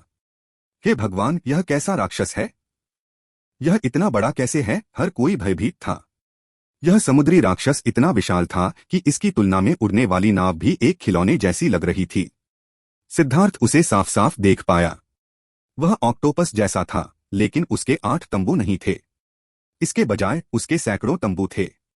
काले चिपचिपे तरल ने उसके शरीर को ढक रखा था। उसने अपने तंबू फैलाकर उड़ती हुई नाव का रास्ता रोक दिया। यह 9वीं रैंक का समुद्री दानव है। कितना भयानक आभा है, गो रान ने चौंक कर कहा। हालांकि वे उड़ने वाली नाव पर थे और उनके पास एक सुरक्षात्मक संरचना थी, फिर भी 9वीं रैंक के समुद्री दानव की आभा ने उन्हें कांपने पर मजबूर कर दिया। इस 9वीं रैंक के समुद्री दानव के सामने वे चींटियों की तरह छोटे लग रहे थे। इतनी बड़ी चीज को लंबे समय तक खाया जा सकता है। वाइड उस विशाल समुद्री दानव को देखकर लार टपका रहा था। उसने इतना बड़ा राशन पहले कभी नहीं देखा था। वांग मांग और बाकी लोगों को खून की खांसी होने लगी। क्या उनके दिमाग में सिर्फ खाना ही था? वे ही खाए जाने वाले थे। सिद्धार्थ, क्या तुम्हें नहीं लगता कि यह थोड़ा ज्यादा है? मेंकी ने चिंतित होकर कहा। यह ठीक है। एल्डर शाह की मौजूदगी में 9वीं रैंक का यह समुद्री दानव सिर्फ एपेटाइजर ही हो सकता है। सिद्धार्थ ने अपना सिर हिलाया। एल्डर शाह पर अपने भरोसे की वजह से वह शुरू से ही निश्चिंत था। एल्डर शाह अभी उड़ती हुई नाव को पीछे हटाने के लिए नियंत्रित करने ही वाले थे कि 9वीं श्रेणी के समुद्री दानव ने अपने स्पर्शकों से उनके चारों ओर एक विशाल जाल बना दिया। हालांकि यह बहुत बड़ा था, लेकिन इसकी गति बहुत तेज थी। इसके स्पर्शक तुरंत ही उड़ती हुई नाव को अपनी ओर खींच लेते थे। हे भगवान, कितना भयानक मुंह है, तांग वानर चिल्लाई। समुद्री दानव ने अपना पहाड़ जितना बड़ा मुंह खोल रखा था। यह दांतों से भरा हुआ था, जो तेज ठंडी रोशनी से चमक रहा था। हम खा लिए जाएंगे, वांग मांग को निराशा महसूस हुई। जानवर, तुम यही मांग रहे हो? एल्डर शाह ने नाक भौं सिकोड़ी। यह पता नहीं चल पाया कि उसने क्या किया, लेकिन उड़ती हुई नाव अचानक कांप उठी। नाव के अगले हिस्से पर एक बहुत बड़ी तोप दिखाई दी। मरो, एल्डर शाह चिल्लाया। उड़ती हुई नाव जोर से हिली और प्रकाश की एक बड़ी किरण 9वें दर्जे के समुद्री दानव के मुंह की ओर बढ़ी। प्रकाश ने पूरे आकाश को घेर लिया, जिससे वह हिलने लगा जैसे हवा फटने वाली हो। यह हमला उड़ने वाली नाव के ट्रम्प कार्ड में से एक था। चूंकि जुआंटियन दाओ संप्रदाय ने मार्शल हेवन सीरिंग के माध्यम से दसियों हजार शिष्यों को लाने की हिम्मत की थी, इसलिए उसके पास कुछ तरकीबें क्यों नहीं हो सकती थीं। सिद्धार्थ ने औषधीय गोली का इस्तेमाल करने की हिम्मत सिर्फ इसलिए की थी क्योंकि उसे इस बात का अंदाजा था। उसने उम्मीद नहीं की थी कि उसकी किस्मत इतनी अच्छी होगी। उसकी औषधीय गोली ने वास्तव में 9वीं रैंक के समुद्री दानव को अपनी ओर आकर्षित कर लिया था। उड़ती नाव की तोप से निकली रोशनी ने समुद्री राक्षस के सिर को चीर दिया। वह तुरंत मारा गया। समुद्री दानव को मारने के बाद एल्डरशाह ने समुद्री दानव की लाश को इकट्ठा करने के लिए तुरंत उड़ने वाली नाव को नियंत्रित किया। हाँ, कमाल है। 9वीं रैंक की निदान हमारे हाथों में आ गई है, सिद्धार्थ ने हंसते हुए कहा। 9वीं रैंक के समुद्री दानव की लाश बहुत बड़ी थी। लाश होने के बावजूद उसमें दबाव की भावना थी जिससे उन्हें सांस लेने में मुश्किल हो रही थी। वांग मांग और अन्य लोग अधीरता से घायल लाश के भीतर घुस गए। वे जल्दी से बाहर आ गए। वरिष्ठ प्रशिक्षु भाई सिद्धार्थ यहाँ हैं। 9वीं रैंक का निदान एक अमूल्य खजाना है। वांग मांग ने उस पर लगे खून और गोर को नजरअंदाज किया और मुट्ठी भर गोला सिद्धार्थ को थमा दिया। गोले के अंदर रून थे जिससे ऐसा लग रहा था कि वह जीवित है। यह लगातार शक्तिशाली दबाव छोड़ रहा था। यहीं पर 9वें दर्जे के समुद्री दानव का सार इकट्ठा हुआ था। इसमें असीम ऊर्जा थी। सिद्धार्थ ने इसे प्राप्त किया। मेंग क्यू ने कहा, कितने शक्तिशाली जल ऊर्जा उतार चढ़ाव हैं और वे इतने शुद्ध हैं।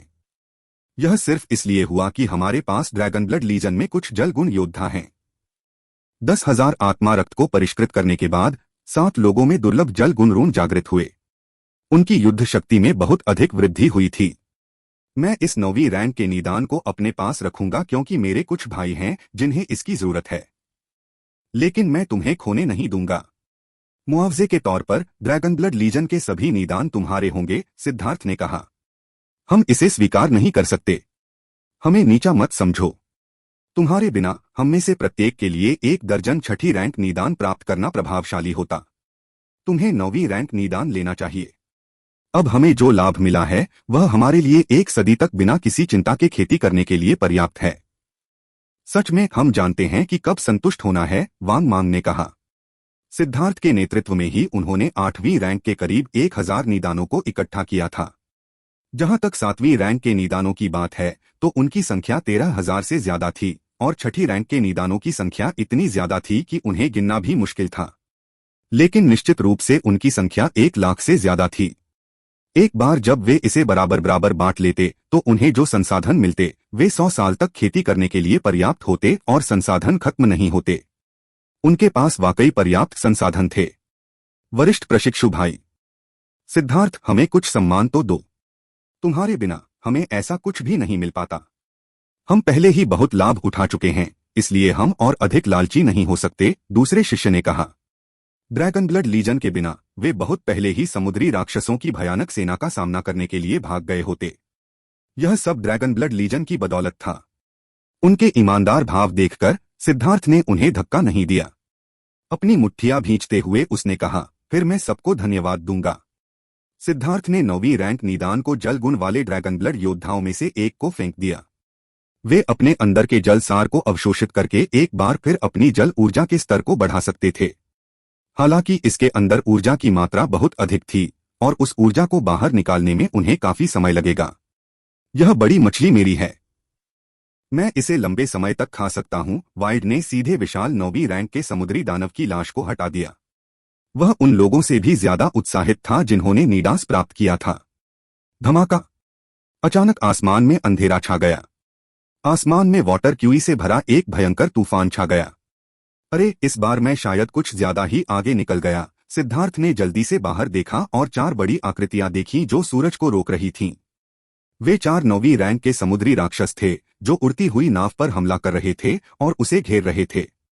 वांग मांग और अन्य लोग पीले पड़ गए। उन 4 समुद्री राक्षसों की आभा से उनमें कंपन पैदा हो गया। जोआंटियन वेव उन्हें इस बात से तसल्ली मिली कि एल्डरशाह अभी भी शांत थे। बिना किसी घबराहट के उड़ती हुई नाव पर अनगिनत रून चमक उठे। हवा में एक लहर फैल गई। लहर ने उन विशाल समुद्री राक्षसों को मारा जिससे वे 1000 मील से ज्यादा दूर उड़ गए। सभी ने खुशी मनाई। यह चीज अच्छी है बॉस, जब हमारे पास पर्याप्त पैसे हो जाएंगे तो मैं भी इसे खरीद लूंगा। गो रैन की आंखें चमक उठीं जब उसने एल्डरशाह को उड़ती हुई नाव को नियंत्रित करते हुए देखा। वह ईर्ष्या से भर गया। क्यों परेशान होना, इस तरह की विशाल उड़ने वाली नाव ऐसी चीज नहीं है जिसे हम अपनी मौजूदा दौलत से खरीद सकें। सिद्धार्थ जानता था कि इस तरह की उड़ने वाली नाव में आक्रामक और रक्षात्मक दोनों ही तरह के गुण होते हैं और इसकी कीमत इतनी होनी चाहिए कि लोग डरकर मर जाएं। इसके अलावा अगर वे इसे खरीद भी लें तो भी वे इसका इस्तेमाल नहीं कर पाएंगे। सिद्धार्थ ने चुपके से इसकी जांच की और पाया कि उड़ने वाली नाव के निचले स्तरों पर एक सीलबंद जगह थी। हालांकि वह अंदर नहीं जा पाया, लेकिन उसे वहां अनंत आध्यात्मिक क्यूई का एहसास हो रहा था। अंदर का हिस्सा आध्यात्मिक पत्थरों से भरा हुआ था और वह भी उच्च श्रेणी के। चाहे आक्रमण के लिए इस्तेमाल किया जाए या बचाव के लिए, इस उड़ने वाली नाव को समुद्र के बराबर उच्च श्रेणी के स्पिरिट स्टोन को खत्म करना होगा। सिद्धार्थ ऐसी चीज पर अपना पैसा बर्बाद नहीं करेगा, इसलिए वह चाहता है कि गोरान इस विचार को छोड़ दे। एल्डर शाह ने उन 4 समुद्री राक्षसों को अभी अभी उड़ाया ही था कि उसने उड़ने वाली नाव को भगा दिया। लेकिन इस बार उड़ने वाली नाव की गति बहुत अधिक नहीं थी। इसे गति बढ़ाने के लिए अधिक समय की आवश्यकता थी और परिणामस्वरूप 4 समुद्री राक्षस जल्दी से उसके पास पहुंच गए। एक विशाल वालरस जैसा समुद्री राक्षस अपनी विशाल पूंछ से उड़ने वाली नाव पर हमला कर रहा था। धमाका!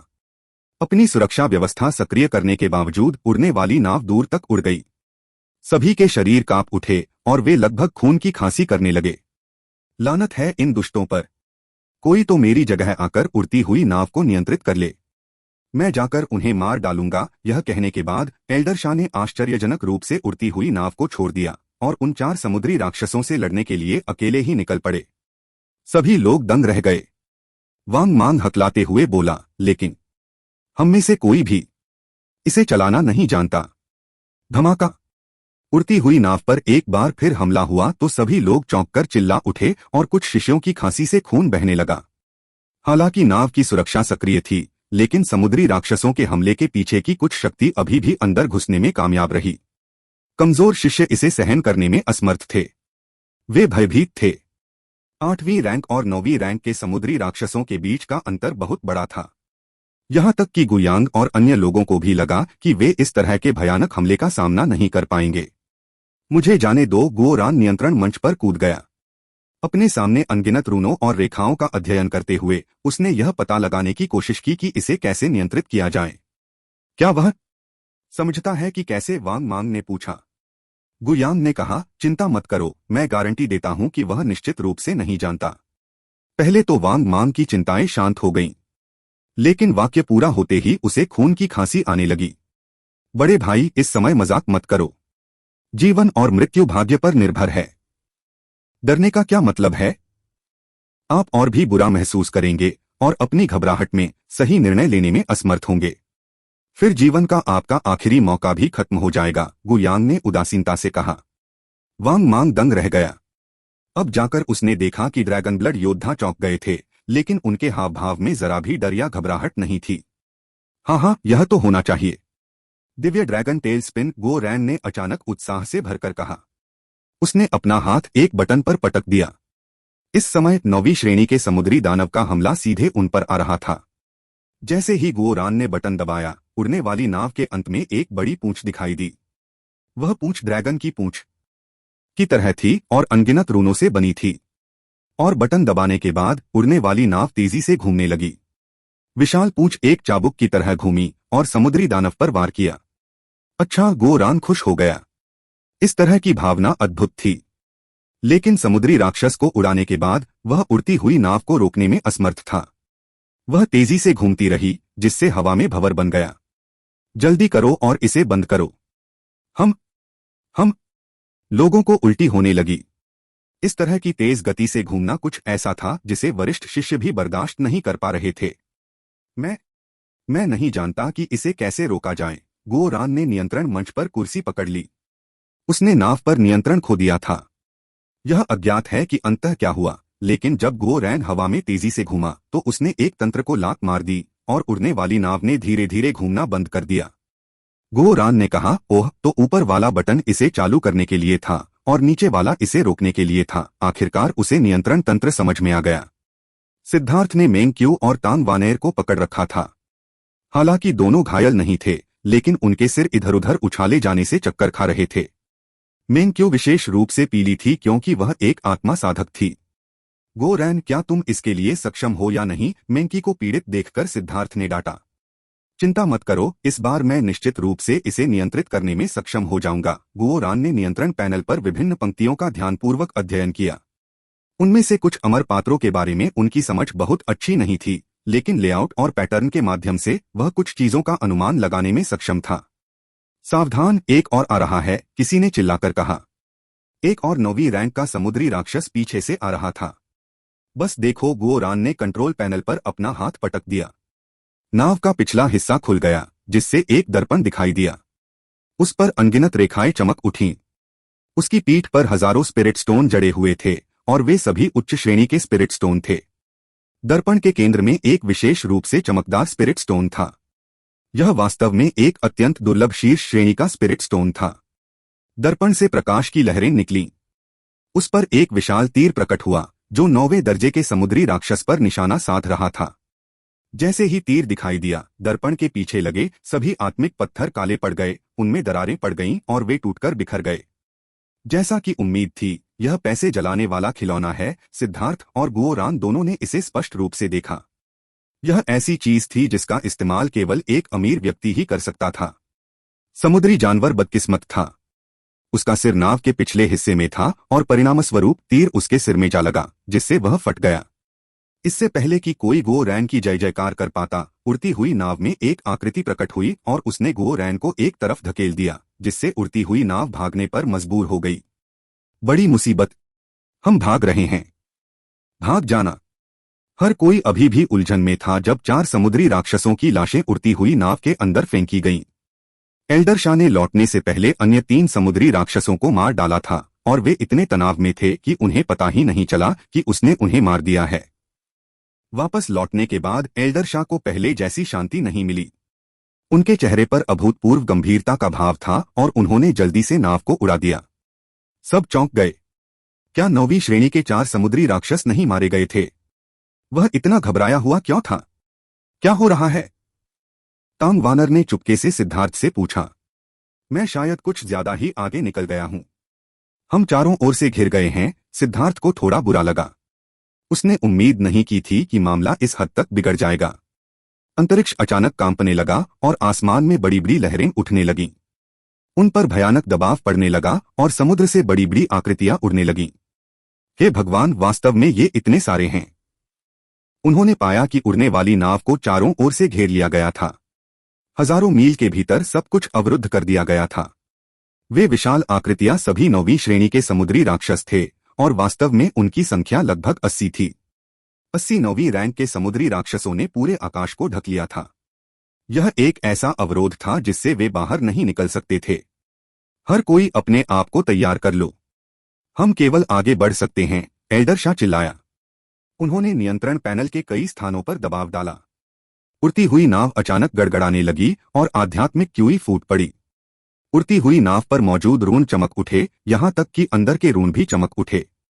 यद्यपि शिष्यों को यह समझ में नहीं आया कि इतनी बड़ी उड़ने वाली नाव को कैसे चलाया जाए, लेकिन उसके सभी रंस को प्रकाशित होते देखकर यह स्पष्ट था कि उड़ने वाली नाव अपनी पूरी शक्ति का उपयोग करने वाली थी। उन्होंने लापरवाही बरतने की हिम्मत नहीं की। उन्होंने तीव्र प्रभाव से मारे जाने से बचने के लिए खुद को बचाने के लिए अपने स्वर्गीय दाव रूनों को बुलाया। उड़ती हुई नाव के रून से निकलने वाली रोशनी अचानक सूरज की तरह चमक उठी। सिद्धार्थ ने महसूस किया कि डेक के नीचे रखे गए स्पिरिट स्टोन तेजी से टूट रहे हैं। उनकी आधी ऊर्जा एक पल में गायब हो गई।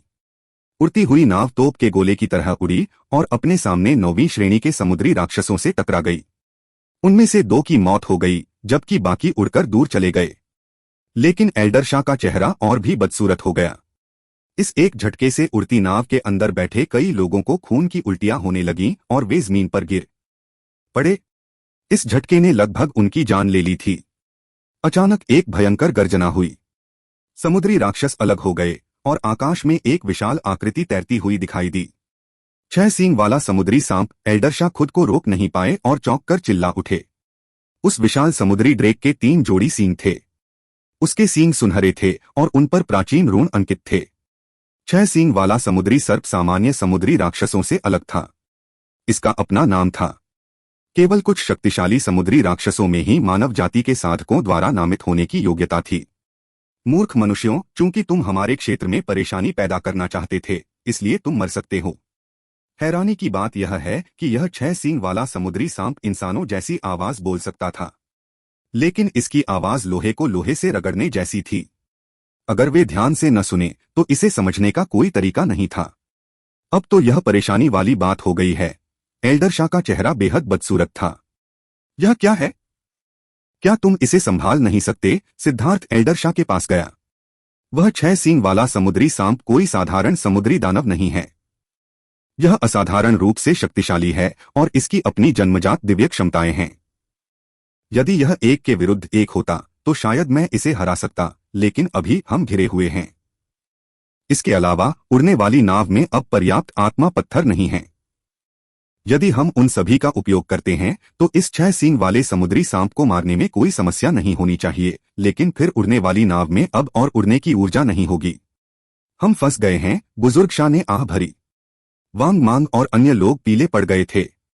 एल्डर शाह का मतलब स्पष्ट था, उड़ने वाली नाव में केवल एक और हमला करने के लिए पर्याप्त ऊर्जा थी, लेकिन अगर वे इसका इस्तेमाल करते तो उड़ने वाली नाव आगे नहीं बढ़ पाती और इसका उपयोग करके केवल 6 सींग वाले समुद्री सांप को ही मारा जा सकता था, अन्य 9वीं रैंक के समुद्री राक्षसों को नहीं। दूसरे शब्दों में अब एल्डर शाह भी असहाय थे। वे सभी यहीं मर जाएंगे। वे निराश हो गए। स्वर्ग वास्तव में जानता था कि लोगों के साथ कैसे खेलना है, उन्हें मरने से ठीक पहले अमीर कैसे बनाना है। क्या आप मुझे कुछ करने की अनुमति देंगे? सिद्धार्थ ने एक पल सोचने के बाद पूछा। तुम? एल्डर शाह चौंके। हाँ, मुझे पूरा भरोसा नहीं है, लेकिन यह एक कोशिश के काबिल है। सीनियर, कृपया मुझे उड़ने वाली नाव से बाहर ले जाएं, सिद्धार्थ ने कहा। क्या आप इस बारे में निश्चित हैं? एल्डर शाह ने पूछा। हाँ। सिद्धार्थ ने देखा कि 6 सींग वाले समुद्री सांप के शल्क चमकने लगे थे। वह शक्तिशाली हमले के लिए ऊर्जा जमा कर रहा था। सभी की भयभीत निगाहों के सामने सिद्धार्थ उड़ती हुई नाव के बाहर प्रकट हुआ। सामने खड़े होकर सिद्धार्थ ने 6 सींग वाले समुद्री सांप को घूर कर देखा। हे भगवान, बॉस क्या कर रहे हैं? गु यांग का जबड़ा खुला रह गया। उसे अपनी आंखों पर विश्वास करने की हिम्मत नहीं हुई।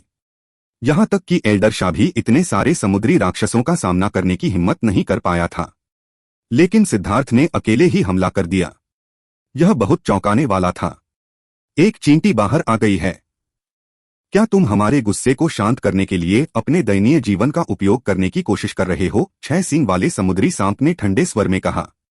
अपने विशाल शरीर के साथ हवा में तैरते हुए सिद्धार्थ वास्तव में एक चींटी जितना छोटा था।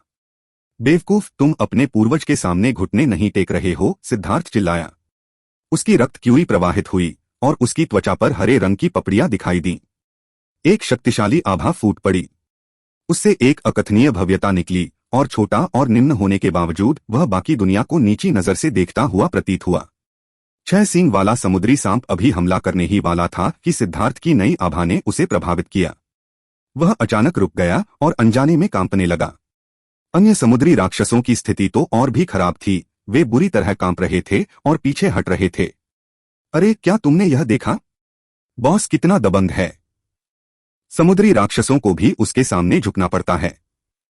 यह पोजिंग का सर्वोच्च क्षेत्र है, गो रैन ने जोश से कहा। यहां तक कि एल्डर शाह भी हैरान था। अधिक से अधिक उसने पाया कि वह सिद्धार्थ को समझने में असमर्थ था कि रक्त क्यूई एक आत्मा रक्तचाप होना चाहिए, लेकिन वह समझ नहीं पा रहा था कि समुद्री राक्षस इतने भयभीत क्यों होंगे। वह यह नहीं जानता था कि यह आत्मा का रक्तचाप नहीं था, बल्कि रक्तरेखा दबाव था जिसे सिद्धार्थ हरे ड्रैगन सार रक्त को परिष्कृत करने के बाद छोड़ सकता था। उसका ड्रैगन रक्त एक सच्चे ड्रैगन से आया था जो सभी जानवरों में एक राजा था।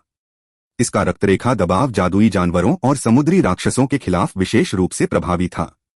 यहां तक कि ये 9वीं रैंक के समुद्री राक्षस भी भयभीत थे और उसके पास जाने की हिम्मत नहीं कर रहे थे। भागो, सिद्धार्थ चिल्लाया। उसकी दहाड़ हवा में गड़गड़ाहट की तरह गूंज रही थी। एक निर्विवाद इच्छा शक्ति ने 9वीं रैंक के समुद्री राक्षसों को वास्तव में और भी पीछे हटने पर मजबूर कर दिया। यहां तक कि 6 सींग वाला समुद्री सांप भी धीरे धीरे किनारे की ओर खिसक गया, जिससे रास्ता खुल गया। सिद्धार्थ के शरीर से निकलने वाली रक्त क्यूई ने उसे भयभीत कर दिया। हालांकि वह थोड़ा अनिच्छुक था, लेकिन वह उस दबाव का विरोध करने में असमर्थ था। सिद्धार्थ की आवाज को 9वीं श्रेणी के समुद्री राक्षसों के बीच रास्ता बनाते देख एल्डर शाह बहुत खुश हुए। उन्होंने उड़ने वाली नाव को आगे भेज दिया। बॉस ने धीरे चलने को कहा है। किसी भी तरह का डर मत दिखाओ, गो रैन ने सिद्धार्थ की ओर देखते हुए कहा। सिद्धार्थ के हाथ उसकी पीठ के पीछे बंधे हुए थे, लेकिन वे लगातार गति में थे, ऐसे संकेत बना रहे थे जिन्हें केवल गो रैन ही समझ सकता था, जो सिद्धार्थ से सबसे अधिक परिचित था। जब उन दोनों के पास करने के लिए कुछ नहीं होता तो वे कुछ गुप्त संकेतों के साथ आते। गो रैन ड्रैगन ब्लड लीजन का कमांडर था, इसलिए उन दोनों को एक गुप्त संचार विधि की आवश्यकता थी। यहां तक कि आध्यात्मिक संदेश भी युद्ध के मैदान में कट सकते थे, इसलिए दोनों ने एक गुप्त संचार विधि बनाई। इस तरह वे युद्ध के मैदान में चुपचाप संवाद कर सकते थे, बिना किसी को पता चले। उड़ती हुई नाव धीरे धीरे आगे बढ़ी। सिद्धार्थ सबसे आगे खड़ा था और उसका रक्त क्यों उसके अंदर से उड़ रहा था। 9वीं रैंक के समुद्री राक्षस बस देखते रहे, उन्हें रोकने की हिम्मत नहीं कर पाए। यहां तक कि 6 सींग वाले समुद्री सांप ने भी कई बार ऐसा करने की इच्छा होने के बावजूद हिम्मत नहीं की। सिद्धार्थ जो भव्य आभा छोड़ रहा था वह इतनी शक्तिशाली थी कि ऐसा लग रहा था कि वह 6 सींग वाले समुद्री सांप सहित सभी को नीची नजर से देख रही थी। जितना अधिक सिद्धार्थ ने उसके प्रति अपना तिरस्कार व्यक्त किया, उतना ही वह हमला करने की हिम्मत नहीं कर पाया। उसे नहीं पता था कि क्या करना है और अन्य समुद्री राक्षस उसके आदेश का इंतजार कर रहे थे।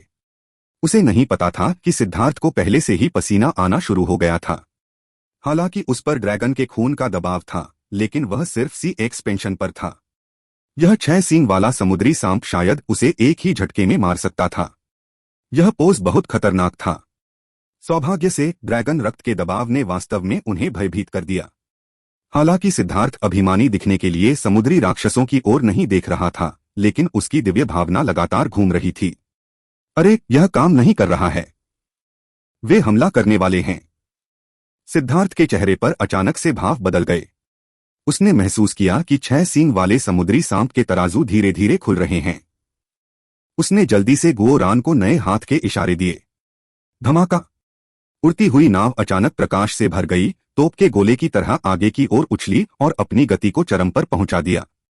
6 सींग वाला समुद्री सांप लगभग हमला करने के लिए तैयार था, लेकिन उड़ती हुई नाव गायब हो गई थी। समुद्री राक्षसों ने तभी प्रतिक्रिया व्यक्त की जब उड़ती हुई नाव भाग गई। वे जल्दी से उनका पीछा करने लगे। तुम सच में मौत को दावत दे रहे हो, कमीने। तुम लोगों को बहुत ज्यादा धमका रहे हो, 6 सींग वाले समुद्री सांप ने शाप दिया। ऐसा लग रहा था कि गुस्से में वह भूल गया था कि वह इंसान नहीं है। पहले तो यह वास्तव में सिद्धार्थ की आभा से भयभीत था, लेकिन सिद्धार्थ की रक्तरेखा शक्ति चाहे कितनी भी मजबूत क्यों न हो, उसका साधना आधार केवल सी एक्सपेंशन पर ही था। रक्तरेखा दबाव के साथ भी यह आसानी से सिद्धार्थ को मार सकता था। जब तक उसे इस बात का एहसास हुआ, तब तक सिद्धार्थ भाग चुका था। सबसे घृणित बात यह थी कि उससे ठीक पहले सिद्धार्थ ने सुविधाजनक रूप से उन 2 9वीं रैंक की लाशों को उठा लिया था जिन्हें उड़ती हुई नाव ने कुचलकर मार डाला था। 6 सींग वाले समुद्री सर्प की बुद्धि सामान्य समुद्री राक्षसों से कहीं ज्यादा थी। उसे पता था कि उसे धोखा दिया गया है और दहाड़ते हुए उसने 9वीं रैंक के समुद्री राक्षसों को अपने पीछे लगा लिया। इनमें से कुछ समुद्री राक्षस हवा में उड़ गए, उनके शल्कों से किसी तरह की अंतरिक्षीय चीरने वाली शक्ति निकल रही थी। एक और हिस्सा समुद्र में वापस चला गया, जहां उनकी गति सबसे ज्यादा थी। बॉस, आप तो उन 2 लाशों को भी ले आए। गो रैन ने सिद्धार्थ को श्रद्धा से देखा। उसका बॉस सच में लालची था। इस बार भी वह ज्यादा मुनाफा कमाना नहीं भूला। एल्डर शाह, क्या हम गति बढ़ा सकते हैं? सिद्धार्थ ने गो रैन की अनदेखी की और एल्डर शाह से पूछा। उड़ने वाली नाव बहुत बड़ी है और इसकी गति बहुत धीमी है। इसे अपनी अधिकतम गति तक पहुंचने में कम से कम 15 मिनट लगेंगे। एल्डर शाह ने अपना सिर हिलाया। यह बड़ी उड़ने वाली नावों का एक नुकसान था। यह पर्याप्त रूप से फुर्तीला नहीं था और इसे अपनी अधिकतम गति तक पहुंचने में कुछ समय लगता था। हे भगवान, वे पहले ही हमें पकड़ चुके हैं, वांग मांग चिल्लाया। दूर से बहुत बड़ी बड़ी आकृतियां उनका पीछा कर रही थीं और सबसे आगे भयानक 6 सींग वाला समुद्री सांप था। उसका शरीर हवा में तैर रहा था। उसके शल्क चमक रहे थे और उसकी गति भयावह थी। हमारे लिए यह खत्म हो गया है, पूर्वी बंजर भूमि के शिष्यों में से एक ने कहा। वे सेंट्रल प्लेन्स के नाम से मशहूर उस पौराणिक दुनिया में जाना चाहते थे, लेकिन उस पौराणिक दुनिया को देखने से पहले ही वे इस समुद्र में मर जाते। बड़े शाह, जितना हो सके उतनी तेजी से आगे बढ़ते रहो। मैं उन्हें रोक दूंगा, सिद्धार्थ ने कहा। तुम नहीं कर सकते। तुम्हारा रक्तरेखा दबाव प्रभावी है, लेकिन तुम्हारी साधना का आधार बहुत कम है। यह उन्हें दूर करने के लिए पर्याप्त नहीं है और वे इसके लिए दोबारा नहीं गिरेंगे। गोरान, तुम नाव को नियंत्रित करने के लिए आओ। मैं उन्हें वापस पकड़ लूंगा।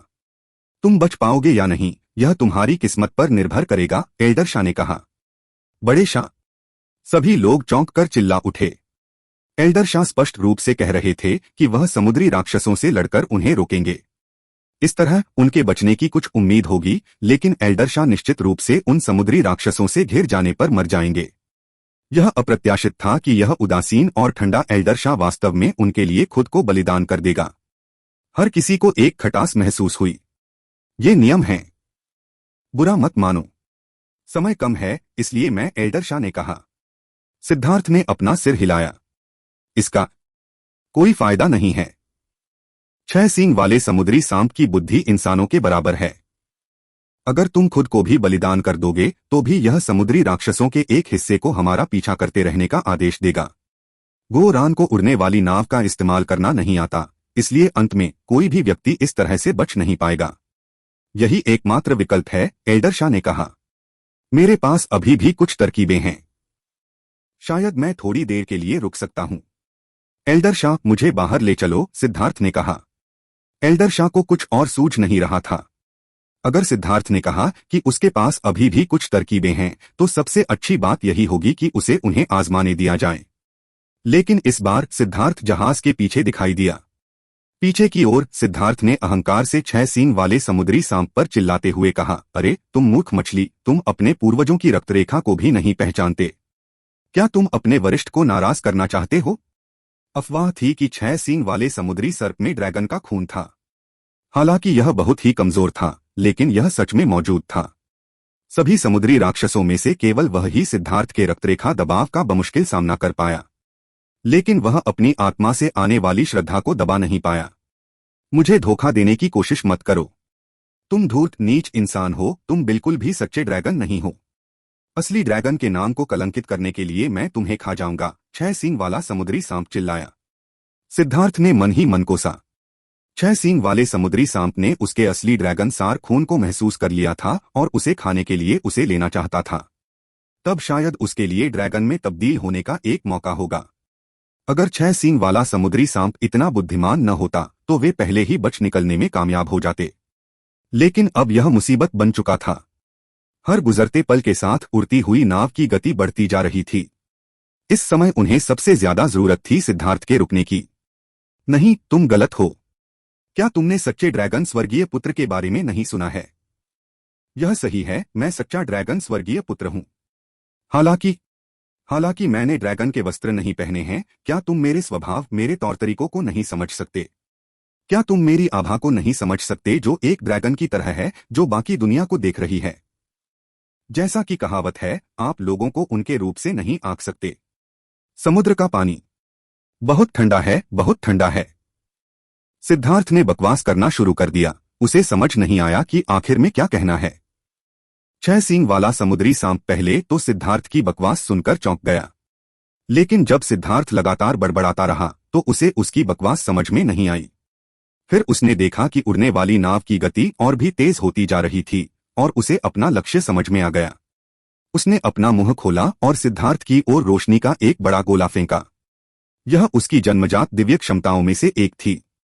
अगर उस पर प्रहार होता तो सिद्धार्थ की लाश भी नहीं बचती। अचानक एल्डर शाह द्वारा वापस अंदर खींचे जाने पर सिद्धार्थ गायब हो गया।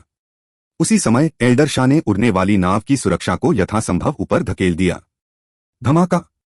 उड़ती हुई नाव जोर से हिली और दूर जा गिरी। अपार शक्ति के कारण उड़ने वाली नाव पानी से टकराई और कई बार उछली, जिससे अंदर बैठे लोगों को खून की उल्टी होने लगी। यहां तक कि ड्रैगन ब्लड योद्धा भी इसे सहन नहीं कर पाए और घायल हो गए। बाकी लोगों में से कई बेहोश हो गए। क्या तुम ठीक हो? तान वानेर चिल्लाई। मेंक्यू का चेहरा पीला पड़ गया था और उसके मुंह के कोने से खून टपक रहा था। हालांकि तान वानेर उसे बचाने की पूरी कोशिश कर रही थी, लेकिन मेंक्यू अभी भी घायल थी। मैं ठीक हूं, मेंक्वी ने सांत्वना दी। अरे तो यह सम्मान देने और सम्मान न पाने का मामला है। एल्डर शाह, मुझे बाहर भेजो। सिद्धार्थ एक बार फिर नाव के पीछे दिखाई दिया। छह सींग वाले समुद्री सांप की ओर इशारा करते हुए उसने शाप दिया, कमीने, मैं तुम्हें इसकी कीमत चुकाने पर मजबूर कर दूंगा। दोहरे ड्रैगन का विनाश। आग की लपटें और बिजली के संघनन से हवा में गर्जना गूंज उठी।